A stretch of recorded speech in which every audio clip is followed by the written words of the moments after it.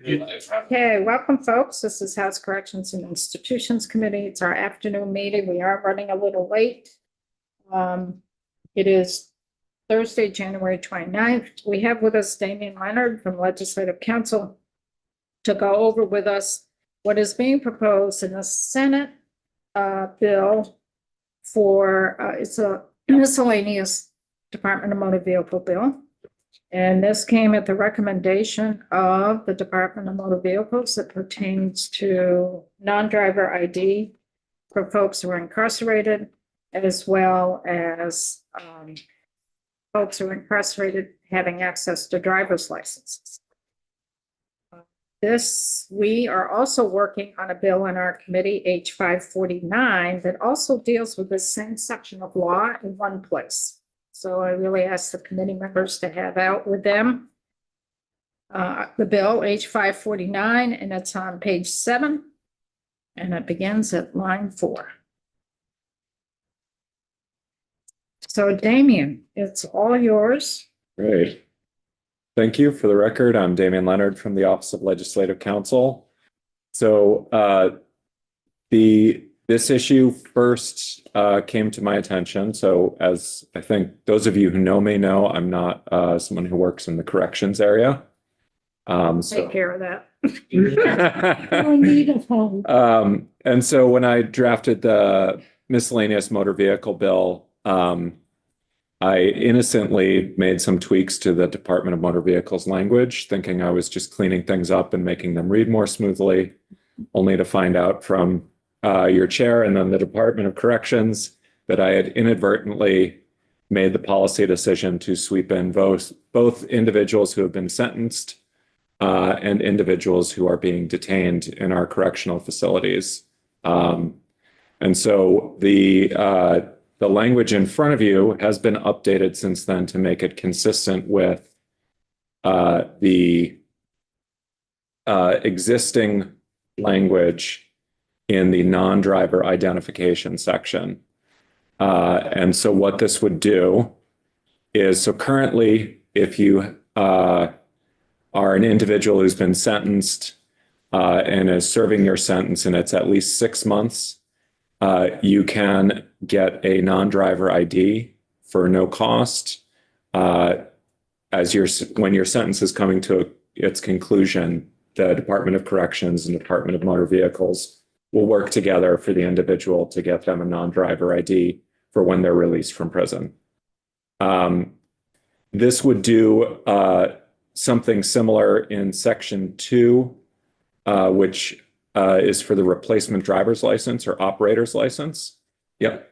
Yeah, okay. I don't want to jump too much to Section 2 until you go over the first section Of the miscellaneous motor vehicle bill. which is page 4, line 7. Because that is amending current law for their ID, non-driver's ID. And it's different than what we are looking at in H 549. That's Yes. the first step. The wrong document here. Let me pull that section up. Of course, when I printed out sections 2 and 3, I closed up that document, but here we go. So Prior to section 2, yep. immediately prior. Yeah, so that language there, what this is doing is it's requiring the submission of documentation required for either a non-real ID or real ID identification card. So when you get a non-driver ID, there are 2 types of non-driver IDs, and they are what are known as real ID and non-real ID. And I find this to be a confusing term because they're both lowercase real IDs, but the federal law, the acronym is REAL, and it's called the Real ID Act, and it basically requires for a real ID, you have to have certain documentation related to your citizenship or right to be in the country, legal right to be in the country. it doesn't necessarily mean you are a citizen. You can be a citizen of the United States and choose not to submit the documentation or not have the documentation available and get a non-real ID. But it doesn't meet the requirements of the Federal Real ID Act, which is necessary for example, entering a federal building. TSA is now going to charge people if they come with a non-real ID to the airport. But you can get a state issued ID even if you don't have all of the necessary documentation to meet the federal real ID requirements. So this clarification here is, or was intended, as I understand it, as a clarification that you need to submit the documentation for the non-real ID or the real ID. And if you already have a real ID, non-driver identification card, there's very little documentation you have to submit to renew that. If you have a non-real ID card, you would need to submit additional documentation to upgrade to the real ID. And for those of you who maybe haven't followed this too much, if your driver's license has a star on it, means you have a real ID. It means that you've provided your passport or some other documentation to meet the federal law requirements.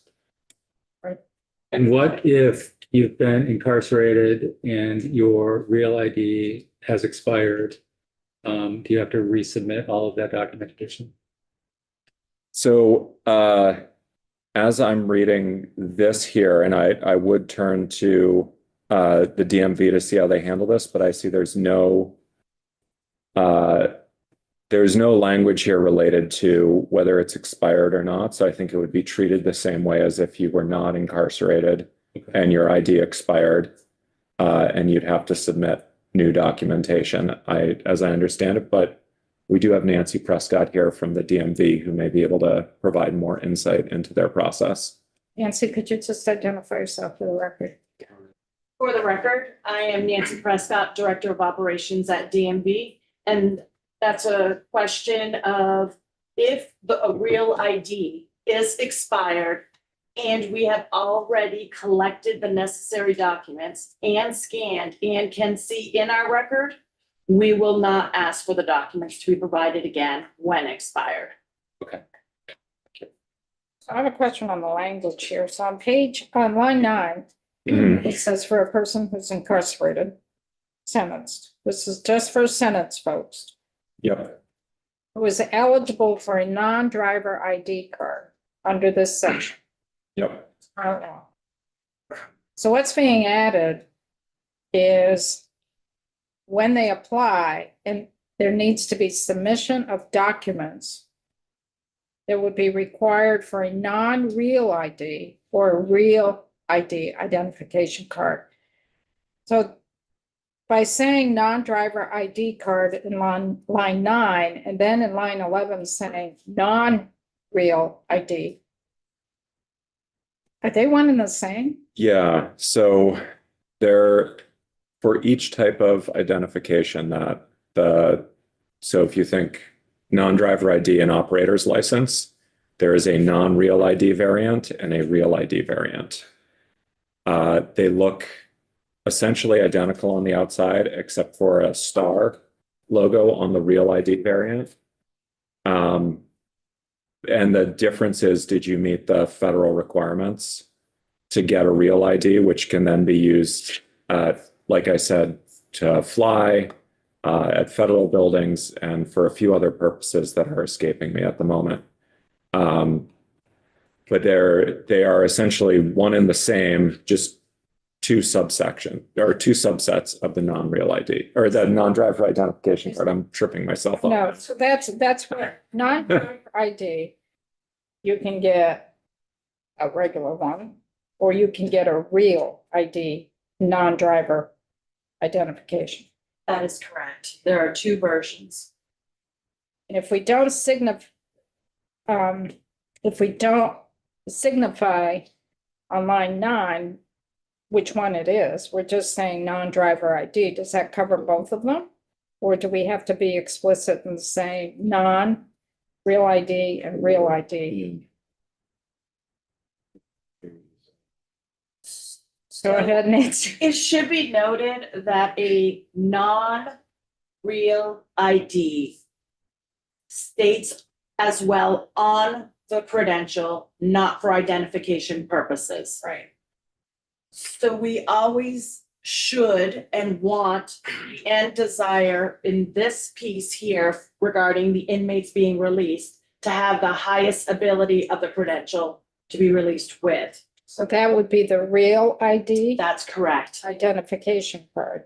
That is not always the case, but that's where Department of Corrections and us, DMV, work in collaboration to try to get what is needed to get them the best of the highest, if you would. So if they don't have, if the person who's incarcerated is sentenced and they don't have those documents to prove, could be their birth certificate, they're not gonna have a passport, reality, they're not gonna have a passport. Birth certificate, social security number, some documentation of where they're gonna live. If they don't have that, the fallback for an ID card would be the non-real ID. That's correct. Okay, Troy. I think I have two questions. First one, just to clarify, the default is a real ID. If the material is present. It's not a default. It's whichever material that we have to support, we will try to get you a real ID, Okay. but if you don't have it, Right. it's But gonna be the non. if the material is all there, necessary for a real ID, then they're Absolutely. gonna get a real ID. Two, we started, I think, basically very briefly discussing the fact that, no, this is federal, never mind. I was gonna say, we know who these people are because they've been with the Department of Corrections for X number of years. But that's not gonna match federal requirements for a real ID.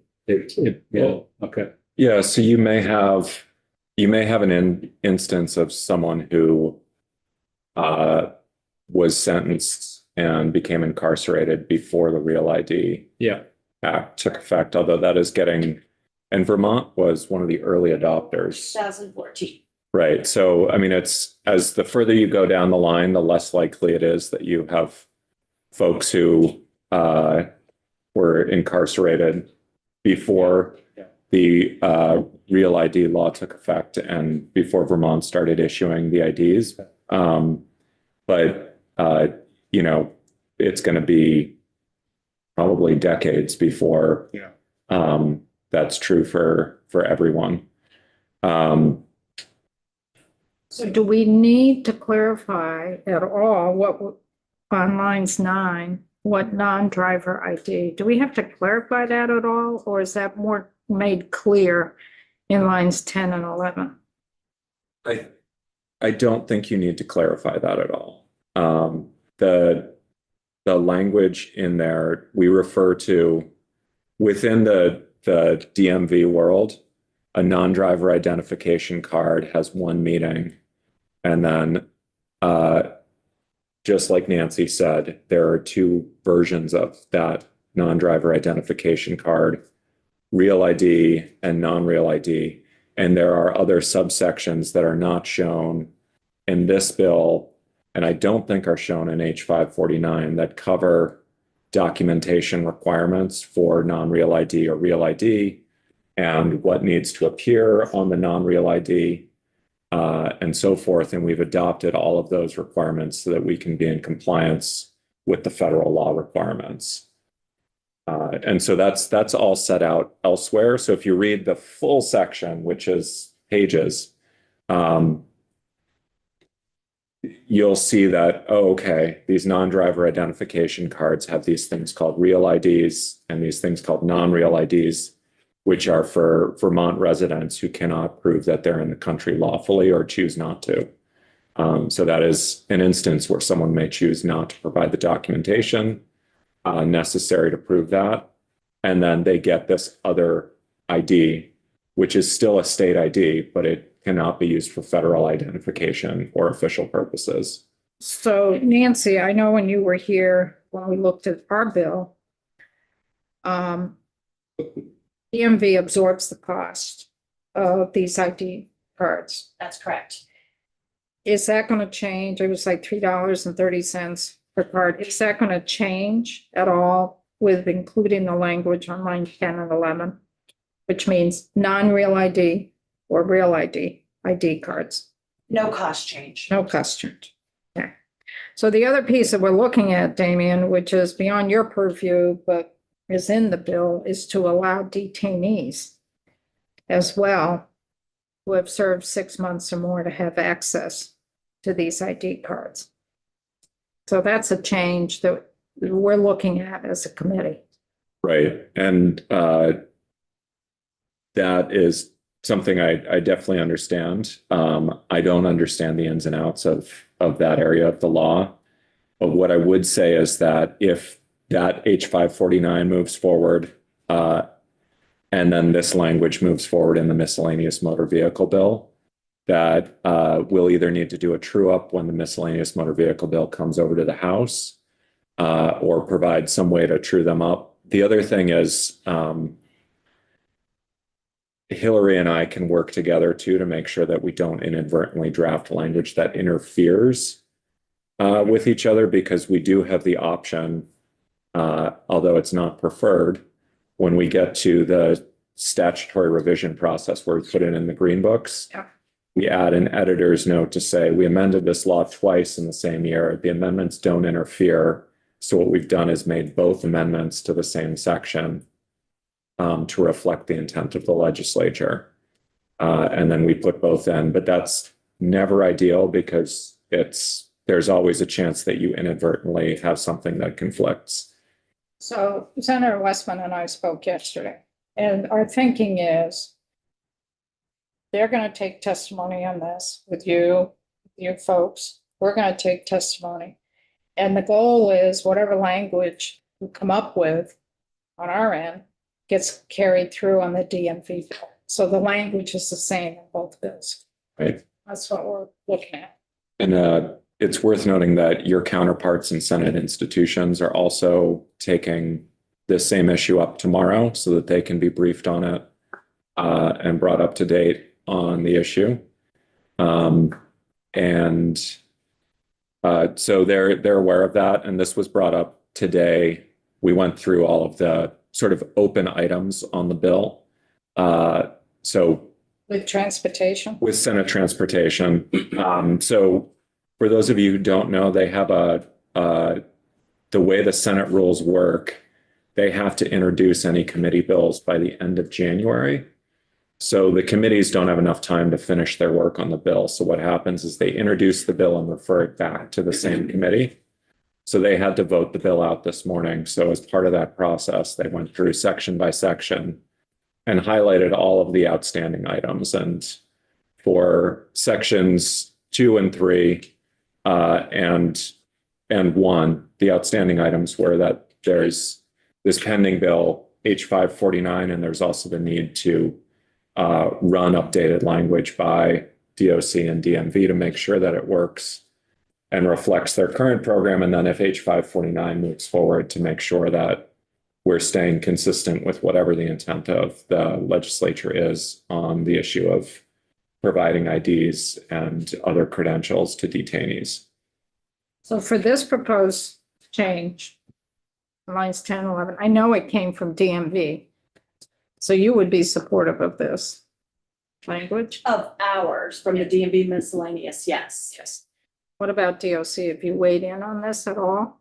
We have no concerns about the language on lines 10 and 11. On lines 10 and 11, it clarifies more what we mean for the non-driver ID. Yes. So then the question is, if we go down the road of allowing this for detainees who have served 6 or more months, we have discussed that because they could leave the facility soon, DOC wouldn't get any notice. We've discussed putting in language that once they hit that 6 month, the detainee has hit that 6 month, the DOC gathers those documents that are needed. And then DOC has it, and then when they are released, it would be sent to DMV or sent to DMV first. Then DMV has all that information in hand. That's what we talked about. We haven't agreed to that as a committee. That's the path that we talked about when we heard testimony on the bill. Are we still there for that kind of thinking with DOC and DMV? Yes. is definitely obtainable, not necessarily in the manner that you just kind of roughed out, but we certainly have had those conversations of how it could happen. There would be a financial impact to DMV, as I mentioned during testimony, not knowing what the detainee number is. It's going to increase it. And it's a big question mark of what that could look like. So that would have an impact of support or not will need to be understood. But the process itself works.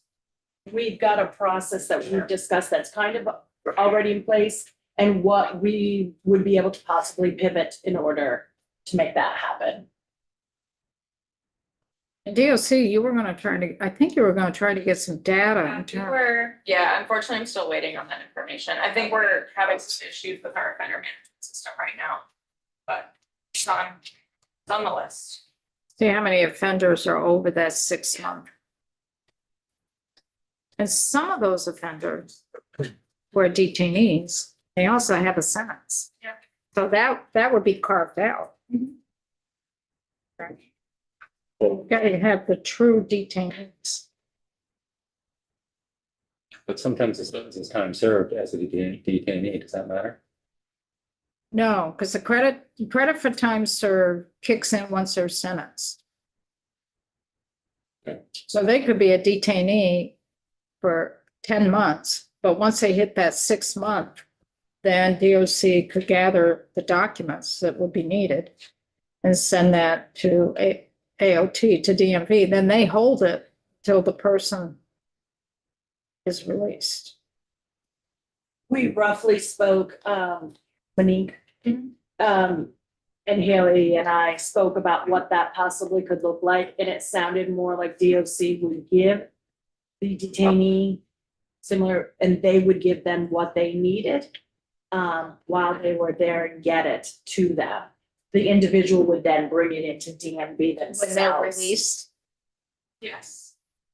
Yeah, I think there's still some flexibility for the mechanics. We haven't gone through it in depth yet, but it is possible. So for Hillary's sake, is this something that the committee would support in terms of our version for a detainee? Once they hit 6 months, DOC would gather that information that the person gives them so that they have it in hand. Then the question is, does DOC then ship that to DMV? Or does it hold it for when the detainee is released and then the detainee brings it to DMV? So we need some clarity here. Yeah, I'm worried about what gets lost, especially in those instances where, and DOC has provided testimony time and time again about sometimes they leave our facility, have a court date, and they don't come back. So I would much rather know that that person knows they can just go to DMV with a voucher, whether that's an actual voucher or not. The DMV already has the information as of the 6 month mark to reduce any barriers of getting those people who fall through the cracks between when they're released and whether or not they even go back to the department, to the facility. That's my worry. Yeah, that's understandable. Yeah. I'm not on the ground every day, so I'm not the person who's sending those documents to DMV, but I think we can hopefully try and work it out so that it's that option. So I don't want to make the decision now, but we need some clarity at some point for Hillary, a draft. This. So let's see what you can find out for the number of true detainees. I'm looking at the time and we got to move it on here.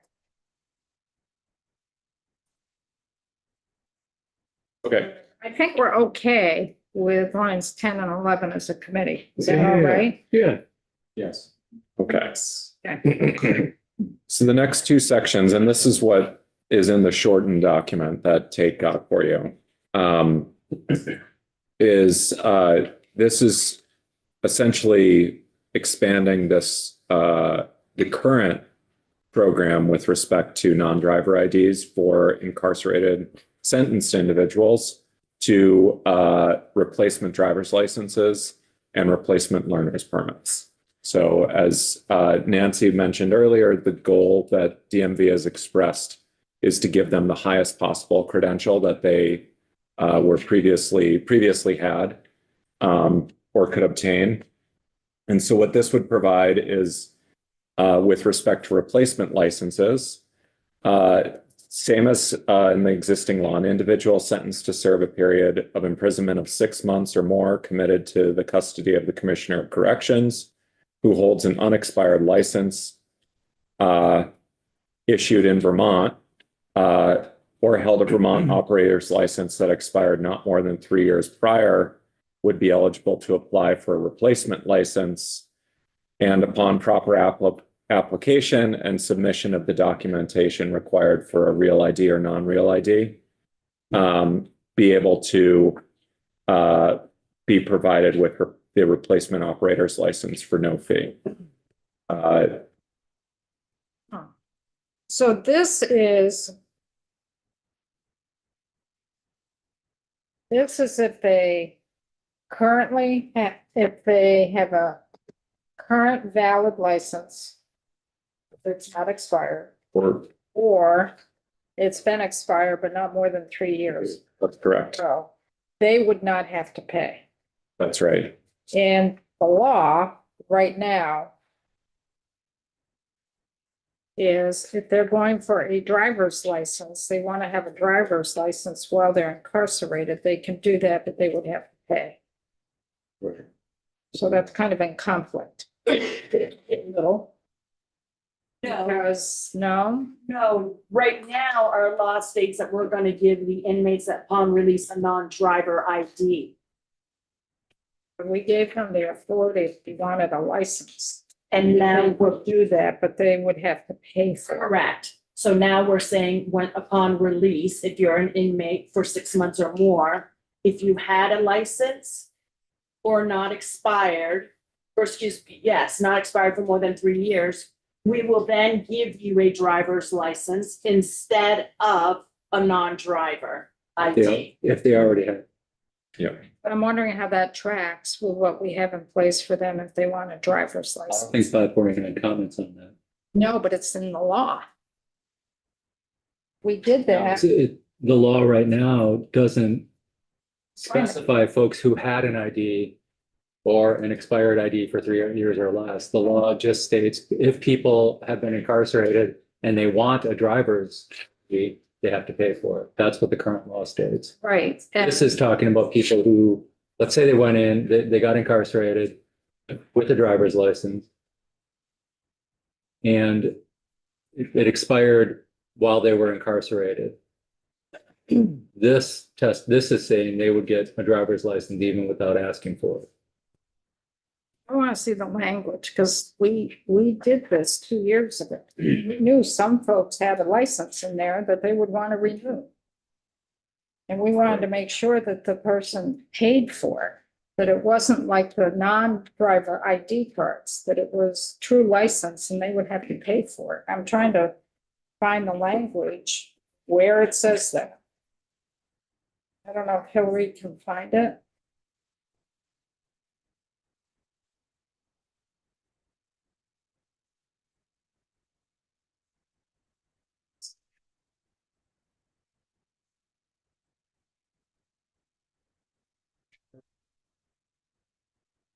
This, what we see in 549 is just for, Non-driver ID. right, but we did talk about, and we made sure this may not have been, Mary, was this 2 or 3 years ago that we did this? So we say, I think 3. Yeah, it wasn't, we were very clear that if persons have been sentenced and they wanted a driver's license, regardless of how long they've been with one or without one, they could also get that, but they would have to pay for it. And that very well could be, but they would do it separate to our MOU that we currently have with Correct. DMV. Correct. And, right, so, Correct, but it was done at the same time that we talked about the non-driver's ID. And we allowed folks who were sentenced to apply for a driver's license. So this may be something that Hillary and I can dig into more, and get back to you on. So if it was a couple of years ago, I'm guessing it was in, one of the corrections bills from a few years ago and not the miscellaneous motor vehicle. Wasn't in the Yeah. state. It was coming out of our committee. Yeah, we can dig into that and find out. Section of. Because if that's the case, it means that we probably want to true that up with whatever moves in the miscellaneous motor vehicle law, so we don't have conflicting law. So, and I'll work with Hillary to find that, and then we can identify that, and either one of us can come back and brief you on what we find. I flagged that. So that it's a good flag for us on the miscellaneous motor vehicle bill too, because that's going to be something that they'll want to know and be aware of. We keep going through.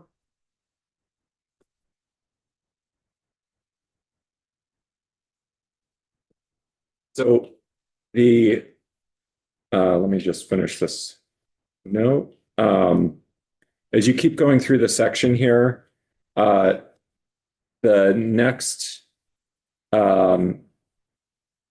subdivision provides that they would need to provide proof of Vermont residence and their mailing address upon release from custody. So basically, what we don't want to be doing is issuing a license to someone who's going to be relocating to a different state where they'd need to get a license for that state. And then, and I should say this is my understanding of the intent behind that. And as part of the reentry planning, this would require DOC to inquire with the individuals whether they would like, if they're eligible, to obtain the replacement license. And then provide them with information regarding required documentation and any associated costs. So the license itself is at no charge. So I imagine the associated costs would be related to other documentation they may need to acquire to get that. And then subdivision 4 provides that if they would like to obtain the license and they're eligible, the Department of Corrections would coordinate with DMV to provide them with that license at the time they're released from custody. And that goes back to the MOU that they already have and that I understand they would be expanding if this law passes. So that's replacement licenses. The replacement learner's permit language tracks that with one difference, and that's in terms of the requirement that, so just like with the replacement licenses, you have to be sentenced for a period of 6 months or more. And then you can either have an unexpired learner's permit or a learner's permit that expired not more than 2 years prior instead of the 3 years for a license, in order to get the replacement learner's permit. Otherwise, the remainder of that language tracks the replacement operator's license language. So I'm looking at the time and I've got a lot of questions I want to ask DOC about it because I have a hunch it might be a little problematic. The associated cost piece raised some concerns. Okay. Yeah. 'Cause we need to really track this with current law, make sure that it tracks. I'm assuming, and I'm just putting this on the table, this is only for sentence folks in terms of replacement licenses, or it's been expired for not more than 3 years, then that leads to the question, what happens to our underlying law that we've allowed folks, regardless of the time, and regardless that they could apply for a driver's license at their cost. The inmate would have to be. So we need policy decision around those two different ways of looking at it.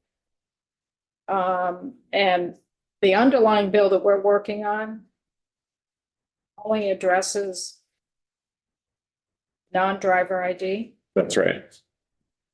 And we The bill proposes to open that up to detainees who have served, who have been there for 6 months, not restricted to just sentence. Right. And if you move forward with that and wanted to have everything track on the issue of providing an ID, whether it's an operator's license or learner's permit or non-driver ID to a detainee, then we would have to do additional updates to the language and potentially look at other factors with learner's permits and operators licenses as to whether, and I would defer to the DMV there as to potential logistics and administrative questions that may or may not arise. And I don't know the ins and outs. Because there could be a detainee in there for 3 years and came in with a valid driver's license. But we're only saying sentence, folks. So I don't know. That's where we need the data, anyway, to find out how many detainees we're dealing with over that 6-month period. So just to reiterate, the current version of the Senate draft has left out detainees, understanding that you're working on that issue. Only deals with sentence folks for the replacement driver's license and the replacement permits. Yeah. How many folks come in? The learner's permit. Right, I was wondering. So we're gonna schedule more testimony on this with DMV and DOC, and we'll work with Hillary, I'm assuming. And then you can coordinate with Damien, or if Damien's available. It's really working more internally. I do like coming here. Committee. Capital move like you did before. I wish that I had the time to do the capital bill. I really enjoyed it the 1 year I got to do it. So You came in. It almost looked honest. Well, Almost looked honest. no, I genuinely enjoyed it. So I know we had some tough moments in here, but I genuinely enjoyed working on them. You had a steep learning curve. But yeah, I like these little nitty gritty government kind of bills. This one's nitty I gritty. mean, I learned so much about state buildings on that bill. It was, More than you really want. State government. yes. So anyway, We have a question here, Damien. But this is more for Haley. okay, yeah. Do you help? Like, what do you do? How do you even help people with social security numbers and stuff? Yes, Because you're there's the assumption is they're coming into prison with all this stuff. And They're they're not. coming into prison with nothing. yeah, Right? yes, we do, but we don't pay for it, which is why that associated cost. So they can access their social security number somehow. I believe, yeah, go for it. The answer is yes for Social Security, and they do a great job with reaching out when it is an individual that is born in Vermont, because that's where the certified birth certificate comes into. Gotcha, no okay. fees. When the associated fees come into play is when we have an individual that has been incarcerated here in Vermont and is going to become a release, but stay in Vermont, be a resident of Vermont. To get them the real ID documents is where the additional fees come into play potentially in order to get them the real ID credential. And who's paying for that right now? Nobody is, because that's not something we offer. Gotcha. Yeah, only for folks who come from Vermont and they enter into Vermont. You have that access. I believe that. If they're born out of state, it's a different story. Yeah. Unless their mom or somebody happens to have it, then, right, we will Or even vet all the documents that we can, but as they were sharing with us, nobody has anything, right? Yeah.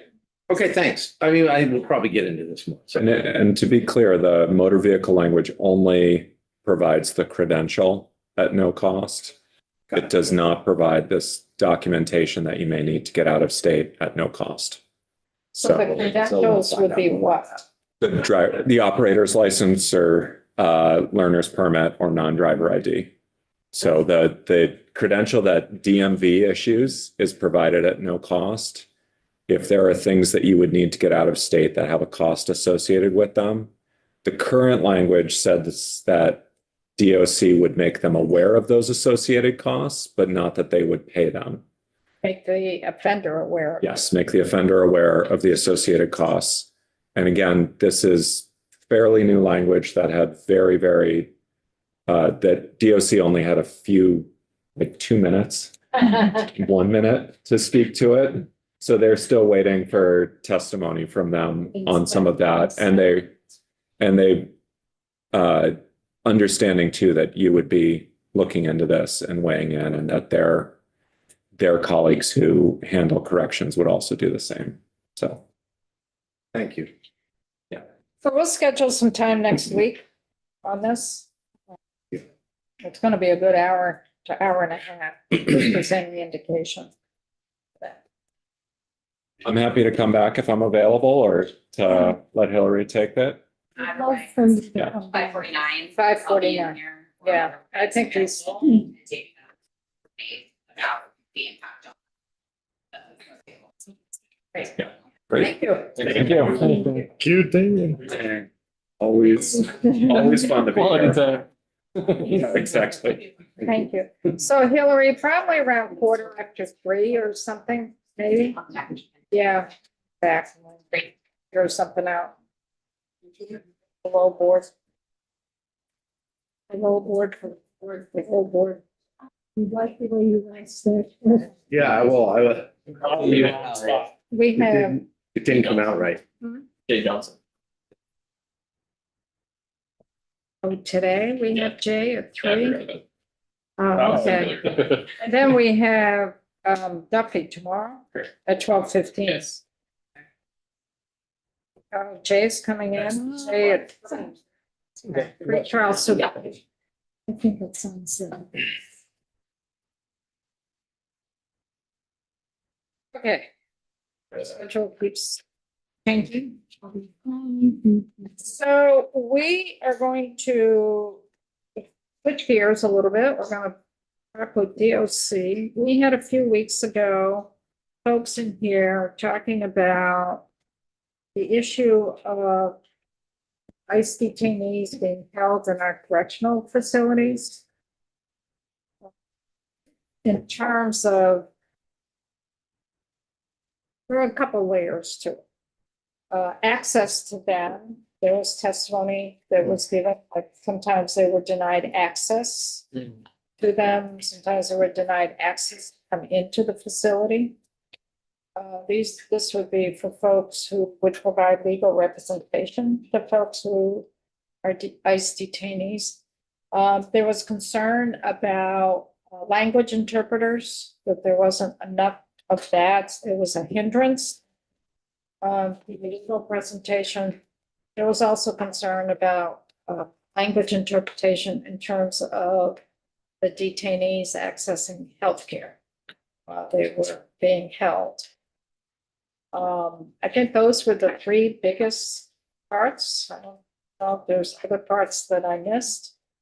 You mentioned no space for them to meet. The space for them to meet privately with their legal representation was an issue as well. Then you combine that with language interpretation, was really difficult. So it was disturbing testimony, and we want to offer time to the Department of Corrections, because you are the folks that are housing these folks. And we do want to allow time for you folks to come forward. So Commissioner, I think you're the one on the hot seat. Thank you. Hope it doesn't get too hot. And thank you so much. I also hope to be joined by our General Counsel, Lori Fisher, who's here. And sort of, I don't know that what we have to say is necessarily one finishes and the other begins. So I don't know if it's possible for both of us to be seated here. Yeah, we got an I know I know the Space, space is tight. Well, holding chair. Sorry. well, there's a chair behind you. Thank you so much.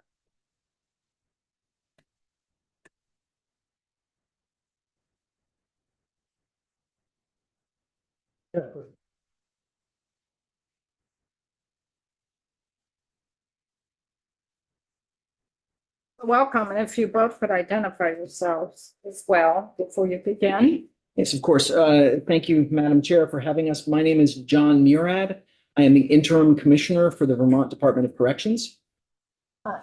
Thank you as well. My name is Lori Fisher. I'm the general counsel for the Department of Corrections. So we're really grateful for the opportunity to be here, and I noted your pointed pause at the end of that testimony, which I watched with great interest and disappointment when you stated that you would definitely have to make certain that the Department of Corrections was able to come in and speak as well. Obviously, this is an incredibly fraught topic. It has only grown more fraught in the past few weeks as we've seen really troubling things happen in other parts of the country involving this topic, not specifically the detention in correctional facilities of immigration arrestees, but the operations of the people that are making those arrests. And that obviously creates an additional amount of pressure, an additional amount of concern, and it's completely understandable. I think many Vermonters are troubled by this, and that is utterly unsurprising. I do want to point out that both the ACLU and the representatives from the Vermont Asylum Assistance Program spoke about the need to continue the relationship that Vermont DOC currently has with immigration, owing to the ability of our state to provide certain services and certain access to due process that we are not confident will be provided elsewhere. And those were said sort of quietly in the testimony, but I think they are relevant, and I think it's important. It's certainly important to us to know that what we're doing still receives the support of both our administration, but also of the folks who are advocates for the people who are in detention, and that was the case. The issues brought up had to do with medication and language access and attorney meeting space and the facility's ability to promote remote hearings. I want to say unequivocally that we treat all individuals in our custody the same. All individuals get the same medical access, the same food, the same access to the tablets, the same hygiene. We do not turn people visiting those folks away at the door with any difference. We do sometimes have to turn people away at the door if we are on lockdown, if we have space access issues, and space at our facilities is a tremendously overused resource. We do not have sufficient space in our facilities for any number of things, whether it's programming like education, whether it's access to the ability to meet with family. We've talked about the challenges at CRCF, which is one of the two facilities that currently has immigration detainees, and the challenges there not to do with immigration detainees, but to do with just programs like our Kids Apart program, where we try to maintain family relationships between incarcerated women and the families that are on the outside. Space is a challenge for us, but we don't turn people away owing to the status of the individual. There are times where we're not able to let folks in. We don't believe that has happened very often with this particular population, however, and we've done all that we can to facilitate access. In fact, on a daily basis, we send a list of all immigration detainees to the Vermont Asylum Assistance Program, VAP. And we don't do that for any other population. So in some ways, what I started by saying that we treat all of our folks in our custody equally is not entirely true. We're doing a little bit more in that case because we believe that it's important to ensure that these individuals do have access to an attorney and access to due process.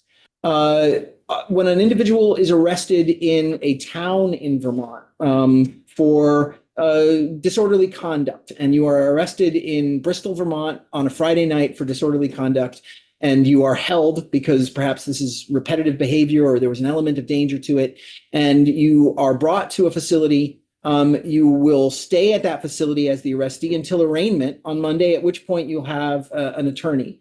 We don't tell attorneys across the state that this individual has been arrested, or we don't give a list of everybody who is currently without an attorney but is in detention to anybody. We do in the instance of this particular population. And the reason for that is to ensure access. This was something that we worked out with VAP after a long period of conversations, of routine communication. And I think that we were surprised by the testimony in the sense that it did not represent what we believe the relationship has been, insofar as regular communication, as working with, as facilitating visits to the best of our ability, given our resources. Language access, we began a review of this upon hearing that testimony, which, as I said, was troubling to us too. Our chief of operations, Travis Denton, undertook an in-person review of the intake process and then the language access facilities at both CRCF, where our women are housed, and Northwest in Swanton, Vermont, where male immigration detainees are housed. He found that the language access, particularly at Northwest, is actually very strong at the intake level.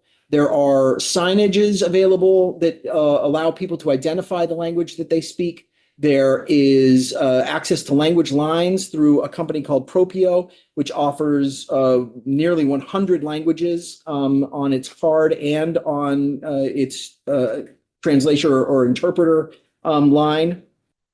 There are challenges, however, with language access inside the facilities once you're out of intake.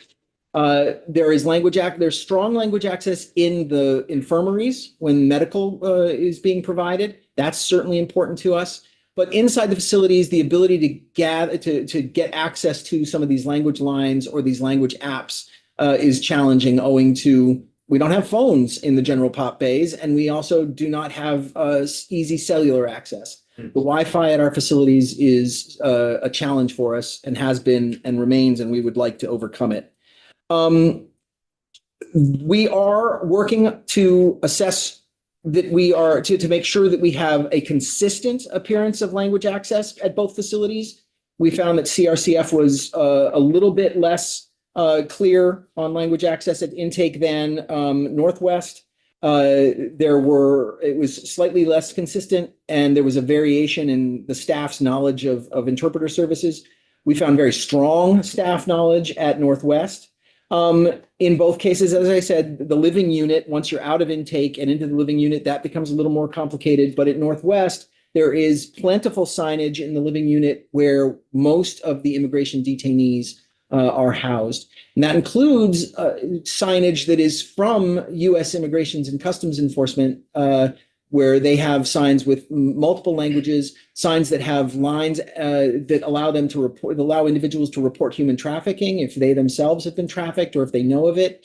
And there are grievance processes and reporting processes both through the federal Immigration and Customs Enforcement and through our own grievance processes that people have access to if they have issues with anything, whether it's care or not.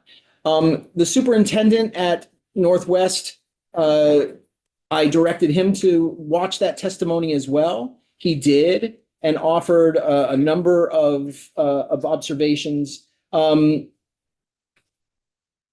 He noted that VAP had previously been visiting for about once a month for 4 hours, but that they have gone back. That they're currently visiting once a month, but previously they were visiting 2 times a month for 4 hours, and he doesn't know why that changed. There had only been 2 visits in the last 2 months that he had noted at Northwest. He admits that he only has 2 rooms and he can't make more space. And that is a frustration for our superintendents across the board, not just with regard to immigration enforcement. It's a frustration with regard to remote court. It's a frustration with regard to space available for programming, et cetera. His headcount has not exceeded 20. So when the representative from VAP stated between 10 and 30, that's simply not the case. At Northwest, it has never exceeded 20. The representative from VAP also referred to CRCF numbers as 2 to 20. We don't believe it's ever been close to 20 there. It's currently 16 as of today. There was also some discussion about the length of stay. There was a statement that there was allegedly a 30-day average. That is not the case. We currently have an average right now of there's a median stay historically of 4 days over the course of our interaction with the immigration enforcement in this new phase since the new presidential administration. But right now, there's actually an average of 19 days among the people who are currently being detained. And that is because of VAP's success at getting people held here longer. The fact of the matter is that the increase in days is actually something that ostensibly I think we want to see, in the sense that these are folks who are being, holds are being issued on them, habeas writs are being issued for them to stay in Vermont so that they can get the court appearances and due processes that they need here. And that has elongated the stay, but not to the 30 days that were mentioned in the testimony, to an average of 19 days right now. But again, the historical median was 4 days. We are ensuring that we have strong medical screening, medical booking intake, et cetera, all of which are done with interpreter services. With regard to the specific relationship, and also with regard to, for example, the ACLU's statement around a Freedom of Information request or a public records request, I'll turn that over to General Counsel Fisher. But I do want to just say that we worked very hard to maintain this relationship, to ensure that they were getting access that we don't provide for other detainees, but that we felt was necessary in this moment and with this particular situation to go a little bit beyond what we normally do. Overall, however, it is my goal to ensure that we treat everybody inside who is in our custody the same. And that may at times mean that we are not giving as much as a given advocacy group or attorney would want for a specific client or specific groups of clients. And the rationale for that simply is that ultimately it's going to be an equality of treatment that carries us forward to make certain that we are not inadvertently creating precedents for how we handle one group that may apply to a different group in the future after this very fraught and very troubling and very emotionally laden moment is, I hope, over. We do. So before we transition to the public records request, I know committee members probably have some questions here. James, and then. No, Troy, sorry. Oh, I thought you did. Yeah. Troy? So there's a pretty significant gap between your testimony and the testimony we've heard from both ACLU and VAP. And I don't make my policy decisions around who I believe more. I make my policy decisions on hopefully evidence and I have a sincere interest in closing that gap and figuring out where reality is right now. Last year, members of this committee, myself included, were incredibly concerned when we were talking about whether or not the governor should extend the contract for DOC's involvement with ICE detainees. Adamantly, I was against it. ACLU of Vermont, VAP, both changed my mind. So they were the strongest advocates in the room as to why it might be beneficial to extend that contract, and to some of the points you've made, keep people in Vermont because we do it better. The governor has said that, right? The governor has stated a number of times that we can do it better. I don't know if he said best in the nation, but that was certainly implied. It is time to prove that. We are in a moment where we have to prove that. And we are getting testimony, credible testimony, I'm going to call it, from both ACLU and VAP that that's not currently the case.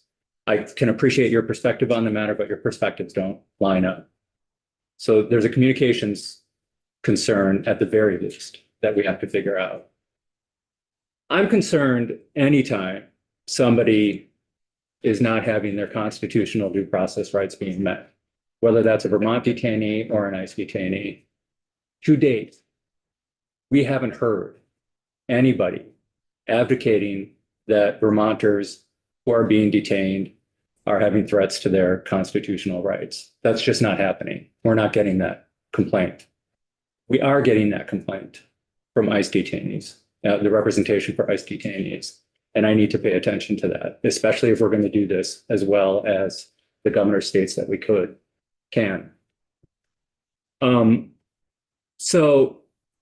And I want to be very careful about creating any sort of narrative, and we're dancing around it right now, that we're treating ICE detainees better than we're treating Vermont detainees. This is not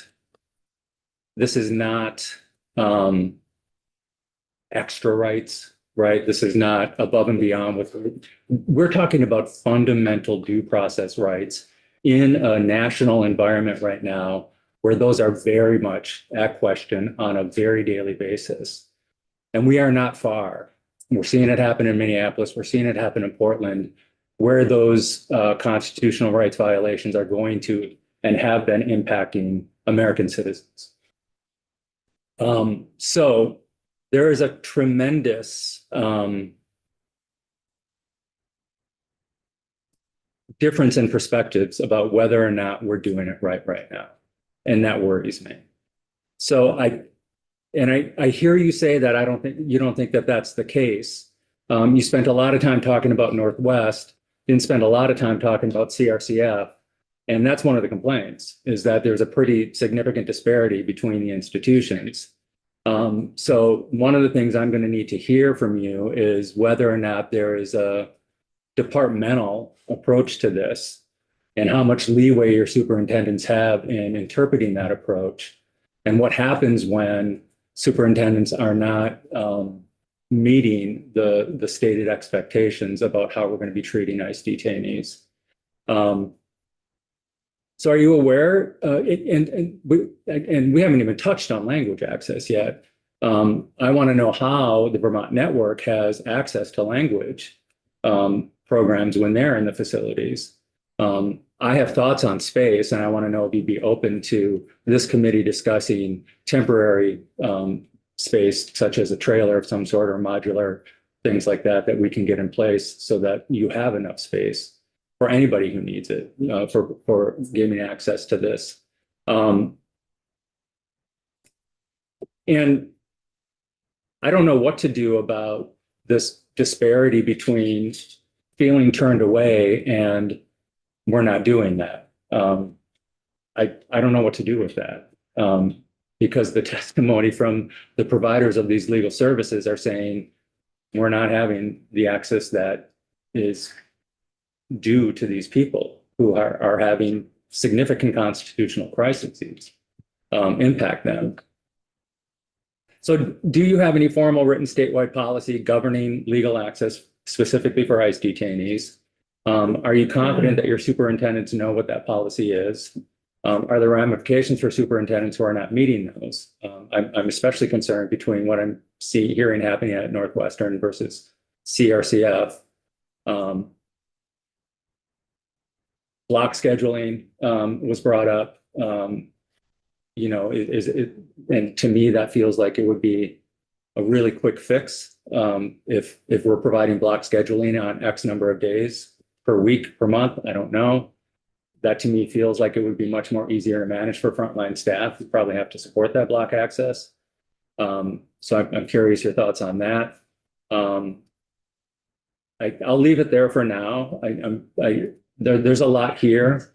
There's a lot in that gap that needs to be resolved. And my final question of the day will be, are you open to creating a working group of some sort with DOC, with ACLU, with VAP, perhaps with members of this committee, to make sure that we're moving forward in ways that close that gap? I'm sorry, that was a word vomit. I gave you a lot there. And there were a lot of questions in there. It's grounded in a fundamental concern that due process rights are being significantly impacted. I apologize. I'm the attorney in the room for the department that has the evidence that you're seeking. I was hoping to deliver that to you before your questions. So I appreciate that more than I can say to you right now. And I just want to be clear, I've been the general counsel for the department since October of last year. But prior to that, I was the director of the DOC litigation unit for the Attorney General's office that's embedded with the department. So I have defended the department for all of the claims, anything all and above, including language access, including conditions of confinement for the past 5 years. So my request to work for the DOC team was purely out of my observation on the daily and the defense of the department in courts on the daily, that the employees that work for the department are Vermonters. They have the same thoughts and high standards that I hear often coming out of this room and the legislature, and Vermonters that we live with. They work very hard to identify that while keeping people safe and secure.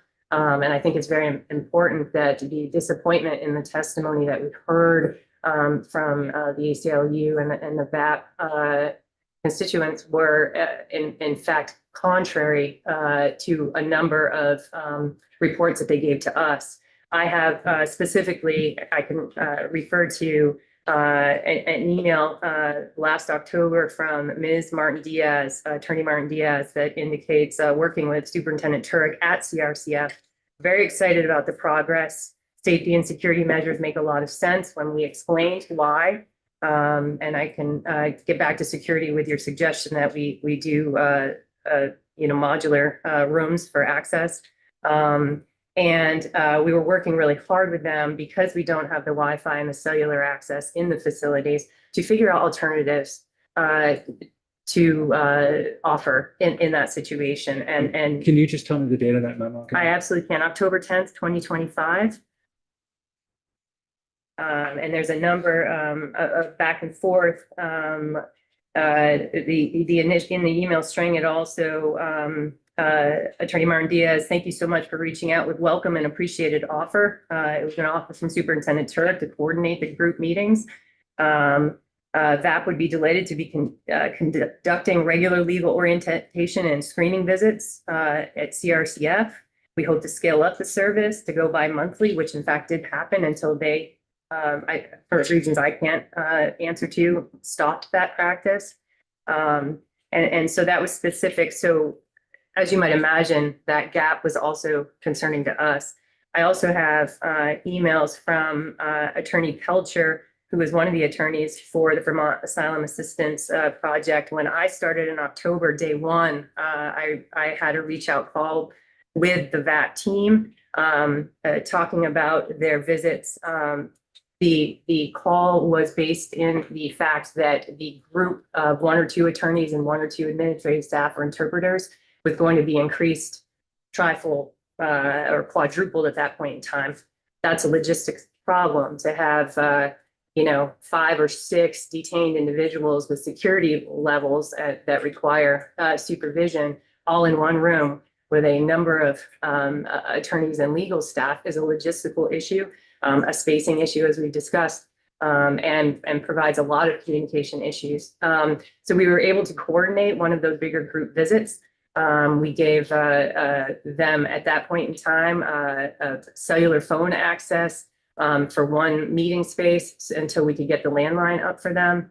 And they were able to use their interpretive services. The service that they use, that they disclosed to us they use, does in fact have a cellular component or a landline, component to it. So they were able to get an interpreter on the line and have the conversations. And received a letter back from VAP Attorney Pelcher. Thank you for the time and meeting with us. Getting back from CRCF visit and pleased to report that the ladies we spoke to today had no complaints regarding the conditions of their detention. He goes on to say, all around, very pleased with how things went. It seems as though your arrival at DOC has brought positive changes, increased access to counsel for those, and is resulting in increased access to counsel for those detained in our state, something we should all be proud of. I think we look forward to working with you all in the future. Can I get a date on that? That is October 17th of 2025. And there was a follow-up, a larger visit. Obviously, the larger population, the male population, is at Northwest. And there was another visit with a larger group that VAP had. And the correspondence I got back was that it went well, minus the fact that one line wasn't sufficient for what their needs are, because they needed quantity at that point. Date on that? That was October 28th of 2025. That was 2.5 months ago. Things could change. The information that was, that was provided, and there was a reference to the Human Rights Commission suit on this issue. All of that is stale. It's very old. It's prior to this time that I'm just referring to in October. There's no dispute that when the administration change happened and activities started to change in federal policy and practice, at the time, probably you were discussing signing on the agreement, Representative. Things were in chaos, and the department is required to stand something up in a very short amount of time, and we weren't great at it. A lot of the complaints that, and I believe Attorney Martin Diaz said in her complaint, her reference base was last spring. And the ACLU testimony was based on complaints, which I will get you more evidence on, in relation to the habeas cases that are filed in the federal courts, which are filed nearly on the daily at this point in time. That, I believe, is the due process part that you're referring to, and the actual underlying detention of the individual. We don't get involved in that. When people arrive at our doorstep from whatever, in whatever way they do, whether it's a state court or a federal entity in which we're contracted, they have to prove to us they have the underlying documents for us to hold that individual. And when they do, we verify that we've got the right person, and we take care of them in the meantime. We do not question, file in, or otherwise counsel the individuals as to the underlying reason for their detention, which is, I just want to be clear that there's a difference in that, in due process that the individual receives in our care and custody. The individuals have an opportunity, and the VAP attorneys you heard from and the ACLU folks that you heard from provide legal counsel to them in order to file habeas petitions in the U.S. District Court in Burlington. And those petitions, in part, some of them have had claims of conditions of confinement, including the medical care situation and access to language services, which I will also get to. And in those court opinions, I brought a couple with me.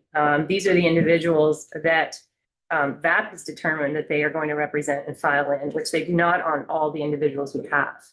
And I understand there's a number of logistic reasons and resource reasons for them as well, where they choose their clients. They file those habeas, and then if there's any portion of that, we are named, the superintendents are named in those petitions because they have to be by law, because we have the keys to the front door. And so there is a component where the Attorney General's office reaches out and said, hey, there's conditions of confinement complaints in here. Can you help us explain? And we have done that on a couple of occasions. And the judges, I would just want to refer to and get my hands on the actual court decision. I just want to read to you some language on those initial claims that align with the claims that were made to you by these individuals to help you reconcile the difference. Here is one order, and I can give you the docket number of the federal court. These documents are PACER documents available on the public access electronic records that the federal court maintains. In this petition, the court cannot find likelihood of success on merits of petitioner's claims regarding conditions of confinement.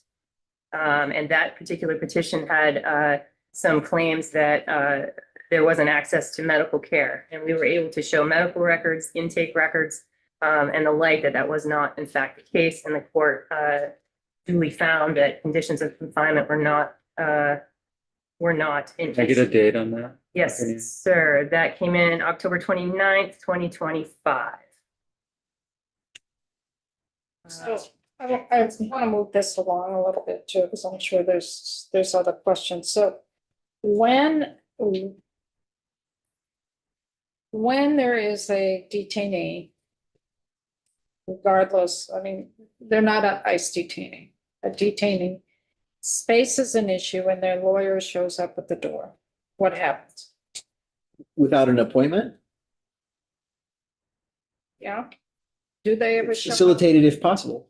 Yes, they do show up without appointments and they show up with appointments. Did Pap show up with an appointment or without them?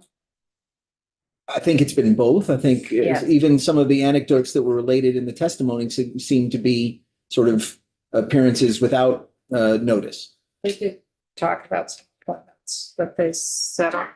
So what happens in a situation that's not a nice detainee and their lawyers comes to visit them? Either they have an appointment, they don't, and you're in lockdown. Mhm. You don't have a space. What happens in that scenario? If it's a space issue, the person might be told to wait until the space could clear up or it would be explained. Space may be available. We can't tell how long the current, an attorney is with a client already, meeting with that client. We don't know how long that will go. But in general, we don't do, and you would not have multiple detainees and multiple attorneys in the same space having private meetings. It's not conducive to attorney-client privilege. And it's no different for these detainees. They are not a monolith. Although they've all been brought in by the same entity and are detained under the same basic charges, they're not a monolith. They are individual cases and need individual space and individual time with attorneys. And that becomes a space issue for us too. I'm just wondering how it's treated with a Vermont detainee who's not a nice detainee and the lawyer shows up and you're in lockdown or there's lack of space. So if you're in lockdown, what happens? I guess I don't know in what context that would happen, in the situation. I mean, I was just at Southern State last week and the prisoner's rights attorneys were walking in the door with me unannounced, I'm so. going to the original testimony that sometimes the facility is closed due to lockdown or lack of space. So I'm trying to figure out if there's a Vermont detainee, it's not a nice person, it's a Vermont detainee. The lawyer comes, the lawyer has an appointment, and you're in lockdown. What happens? Well, if they have an appointment, we would reach out to them and let them know that there's a lockdown status in advance. So would you do that with that? But you have Absolutely. an appointment? They Yes, have an ma'am. appointment. Mhm. So if a lawyer doesn't show up at the facility, some of the lawyers, a person, a detainee could be up in Newport and their lawyer's down in Windham County or Bennington County, and they're not going to drive up. Is there a way for them to access their client in that facility? They have to drive up and see them. If it's an in-person access, if you mean, there's also, the tablets allow for access, phone access. Attorneys of record are categorized in the phone, so in the tablets, so that those calls are not recorded, but that they are, and that they're free as well and can be made. So there is tele-access that is available. And is that dedicated? Is that a dedicated line for the legal access to go to a detainee? Yes, And it would be through their tablet or is it a specific landline phone? there's both, and the attorneys are issued a PIN number, that's a security number, so they would call the attorney line, we call it the attorney line. Identify themselves, give the PIN number, once main control clears them, the line is a secured line, not recorded, and it goes right to depending on the facility setup, but it'll go right to the pod where the individual is housed to speak to them. And that access is identical for a Vermont detainee or for a immigration detainee who has a attorney of record.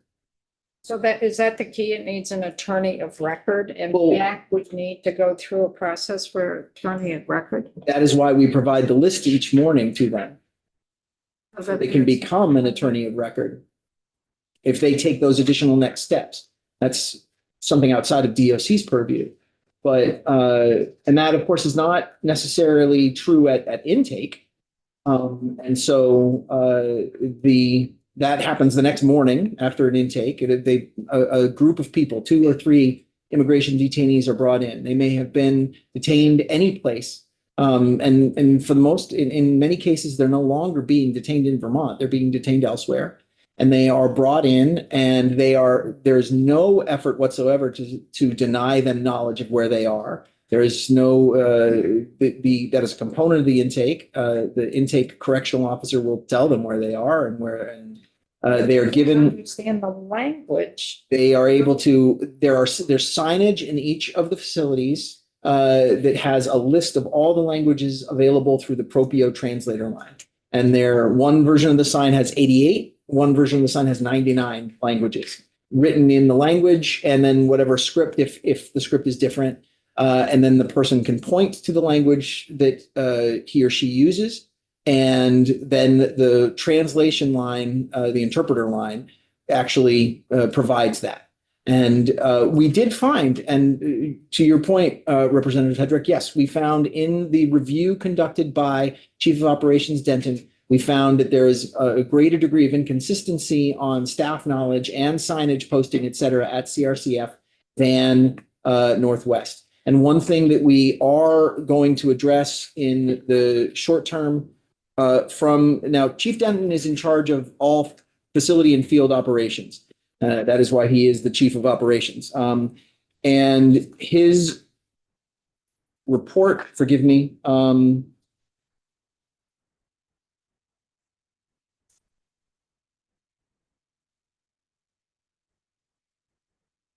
immediate recommendations from that report are a standardization of signage and interpreter service guidance at the intake, medical, and living unit areas at CRCF to match Northwest standards. And the implementation of a standard operating procedure reminder for staff on interpreter access and documentation procedures, and an immediate exploration of the availability of language translation apps for the ICS tablets. It is possible that the tablets themselves could become apps for individuals to interact with both staff and, for that matter, with other incarcerated individuals. Those are immediate takeaways from Chief Denton's review. And so those are absolutely things that we are conducting, are putting into motion already. Was that a result of the testimony that came before us a few weeks ago? Yes, that was the Chief Denton's review happened, I think, a week ago, owing to our review of that testimony and the knowledge that you had invited us to appear here.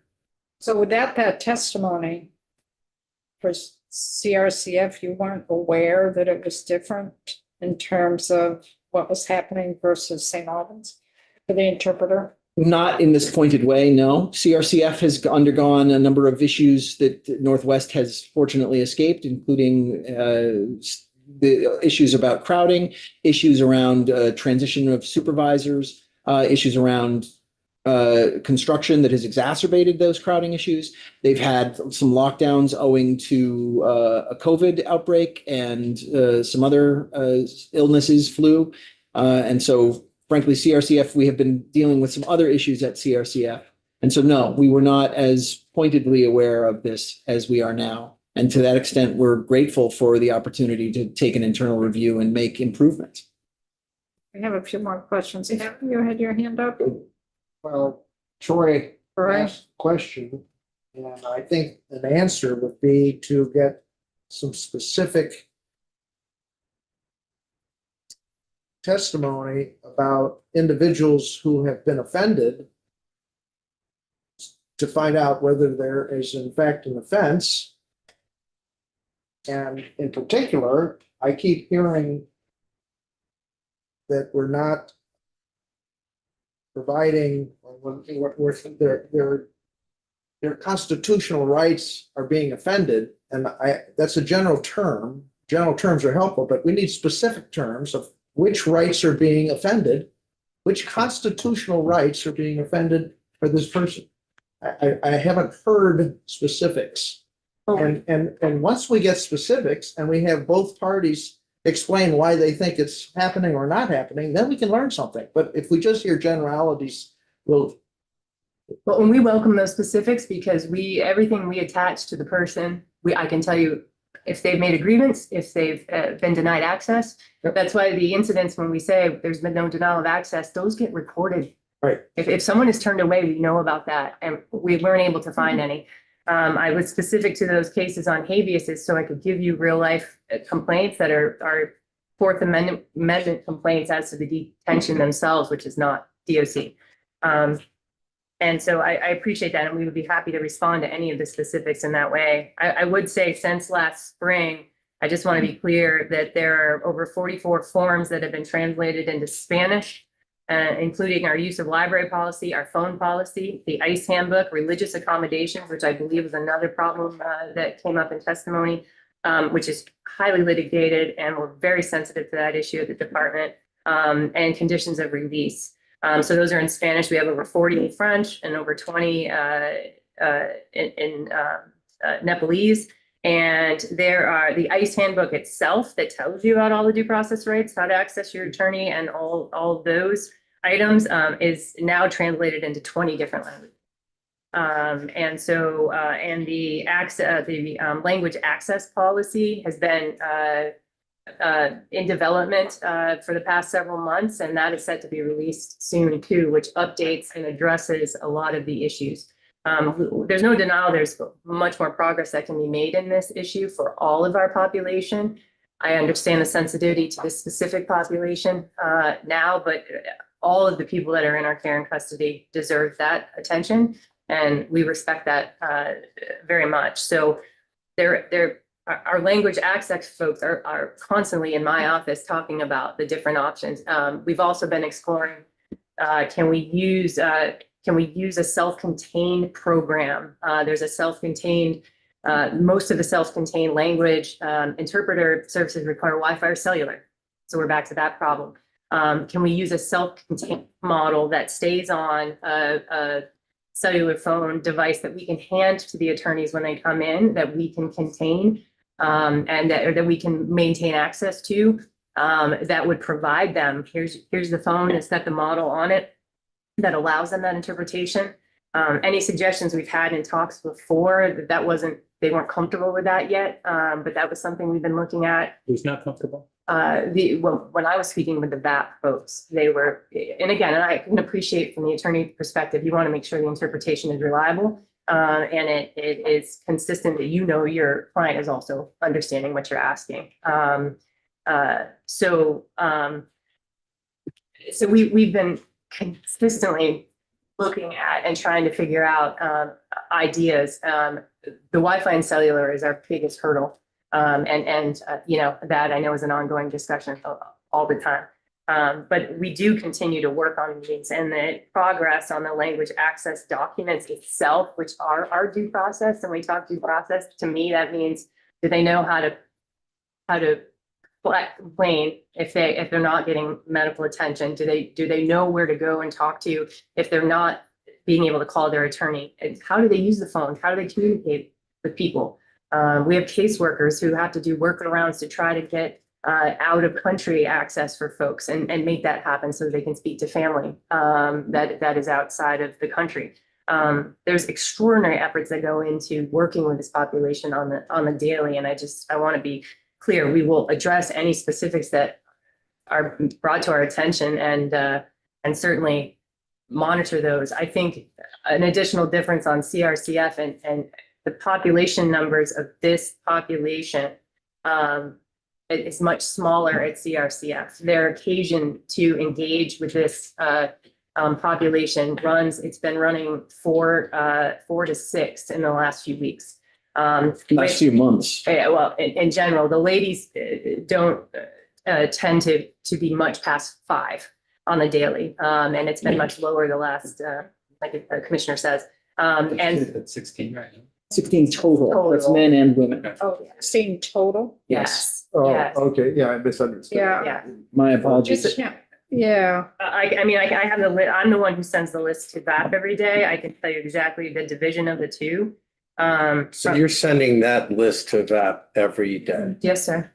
Every Okay. morning I send that to them. And it's got, we have a few more questions here, can I just do one quick question on the list?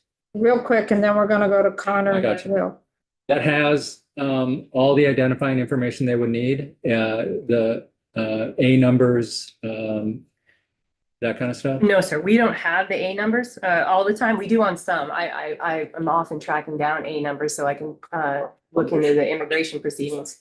But we don't always have the A numbers. The information that goes to them is a full legal first and last name and their location. There are 11 male detainees today and 5 female detainees today. ICE. And that is ICE, immigration detainees, 11 males and 5 females. And that is pretty consistent with what it has been over the last couple of months. We put a cap on CRCF owing to the construction issues and owing to basically what we have told immigration is that if we are at 170 or higher for absolute population, we will not take new detainees. And unfortunately, we have been over 170 for quite some time. Sometimes in the course of a day, if arraignments, court arraignments for Vermont detainees arrested on Vermont criminal charges, they get moved out, then we may drop suddenly to 168. And sometimes immigration is waiting right there with, we can take 2, we'll give you 2. But for the most part, we're relatively static at CRCF right now, owing to our concerns. And similarly, Superintendent Hale at Northwest has turned people away in the past when he feels that they have crowding issues or capacity issues. And he has felt both authorized and supported in doing that and has done it. I do want to know, did you send which materials did you send to the committee? Yeah, I sent a variety of policies. One of the posters around language access and then a language access guide that we provide to staff. So what staff are supposed to know, and again, the SOP refamiliarization will be making certain that document is known by anybody working intake at these 2 facilities. But it also includes what you asked for, Representative, which was the policy on court access. That's among the documents that Haley provided. I have here some photos that can sort of just be moved around. A sign that is a version of a sign on the wall that is Propio, that is our intake sign that people can point to during intake to explain which language they use. The next one that you're holding is an example of a sign that is actually posted in the living area. That is an Immigrations and Customs Enforcement, a federal sign that includes a line for them. It's got 8 languages on it, and is available in 8 languages for them to be able to say if they have concerns, etc. This is the fuller version of the Propio sign, and is available on a paper copy at intake to be able to give to somebody and say which one of these. And here is a poster of, a photo of the signage that's available at the Medline to ensure that the medical distribution that's only in Spanish, not in any other languages, but that is the most common language that we experience with people brought in for immigration. These, the assertions that had to do with constitutional violations had to do with due process and language. And I believe that we are meeting our language obligations. Can we do better? We want to, and we are working, as I said, to ensure that we are consistent across both facilities and that we are refamiliarizing staff with things that they are already aware of and have tools for. But we also, with regard to due process, the whole point of keeping people in the state is that we are in fact providing it. And so those were troubling for us, and we were surprised based on the relationship that we had worked to build and the access that we were trying to provide. And the 5th Amendment, right to legal counsel. The right to legal counsel is provided as well. That's a big question right now. Yes, it is, but it is the degree to which we facilitate it for them is in fact greater than we would for other attorneys, and it's certainly no lesser. That's the gap, because the gap of these reports. Yeah. Yes, and that's why we are surprised by those gaps. So I'm going to move on because we have some more questions here. Connor and then Will. Yeah, You got one? Okay, Sean. thanks for coming in. I went into it last time you were here, and the last couple of weeks have just been horrific, right? And, I feel sick working with this entity, and like, it's not just a DOC contract, we all own it, right? We vote on the floor for budgets. So I feel a real responsibility to do the right thing. And, you know, I came in, you know, this session thinking, I'm going to lob amendments to get rid of this contract. This is horrible. We're complicit working with them. I think the comfort I get is, you know, from ACLU, the other activists and the administration seem to be aligned that the reason we have this contract is to help people, not because we have an obligation to have this contract.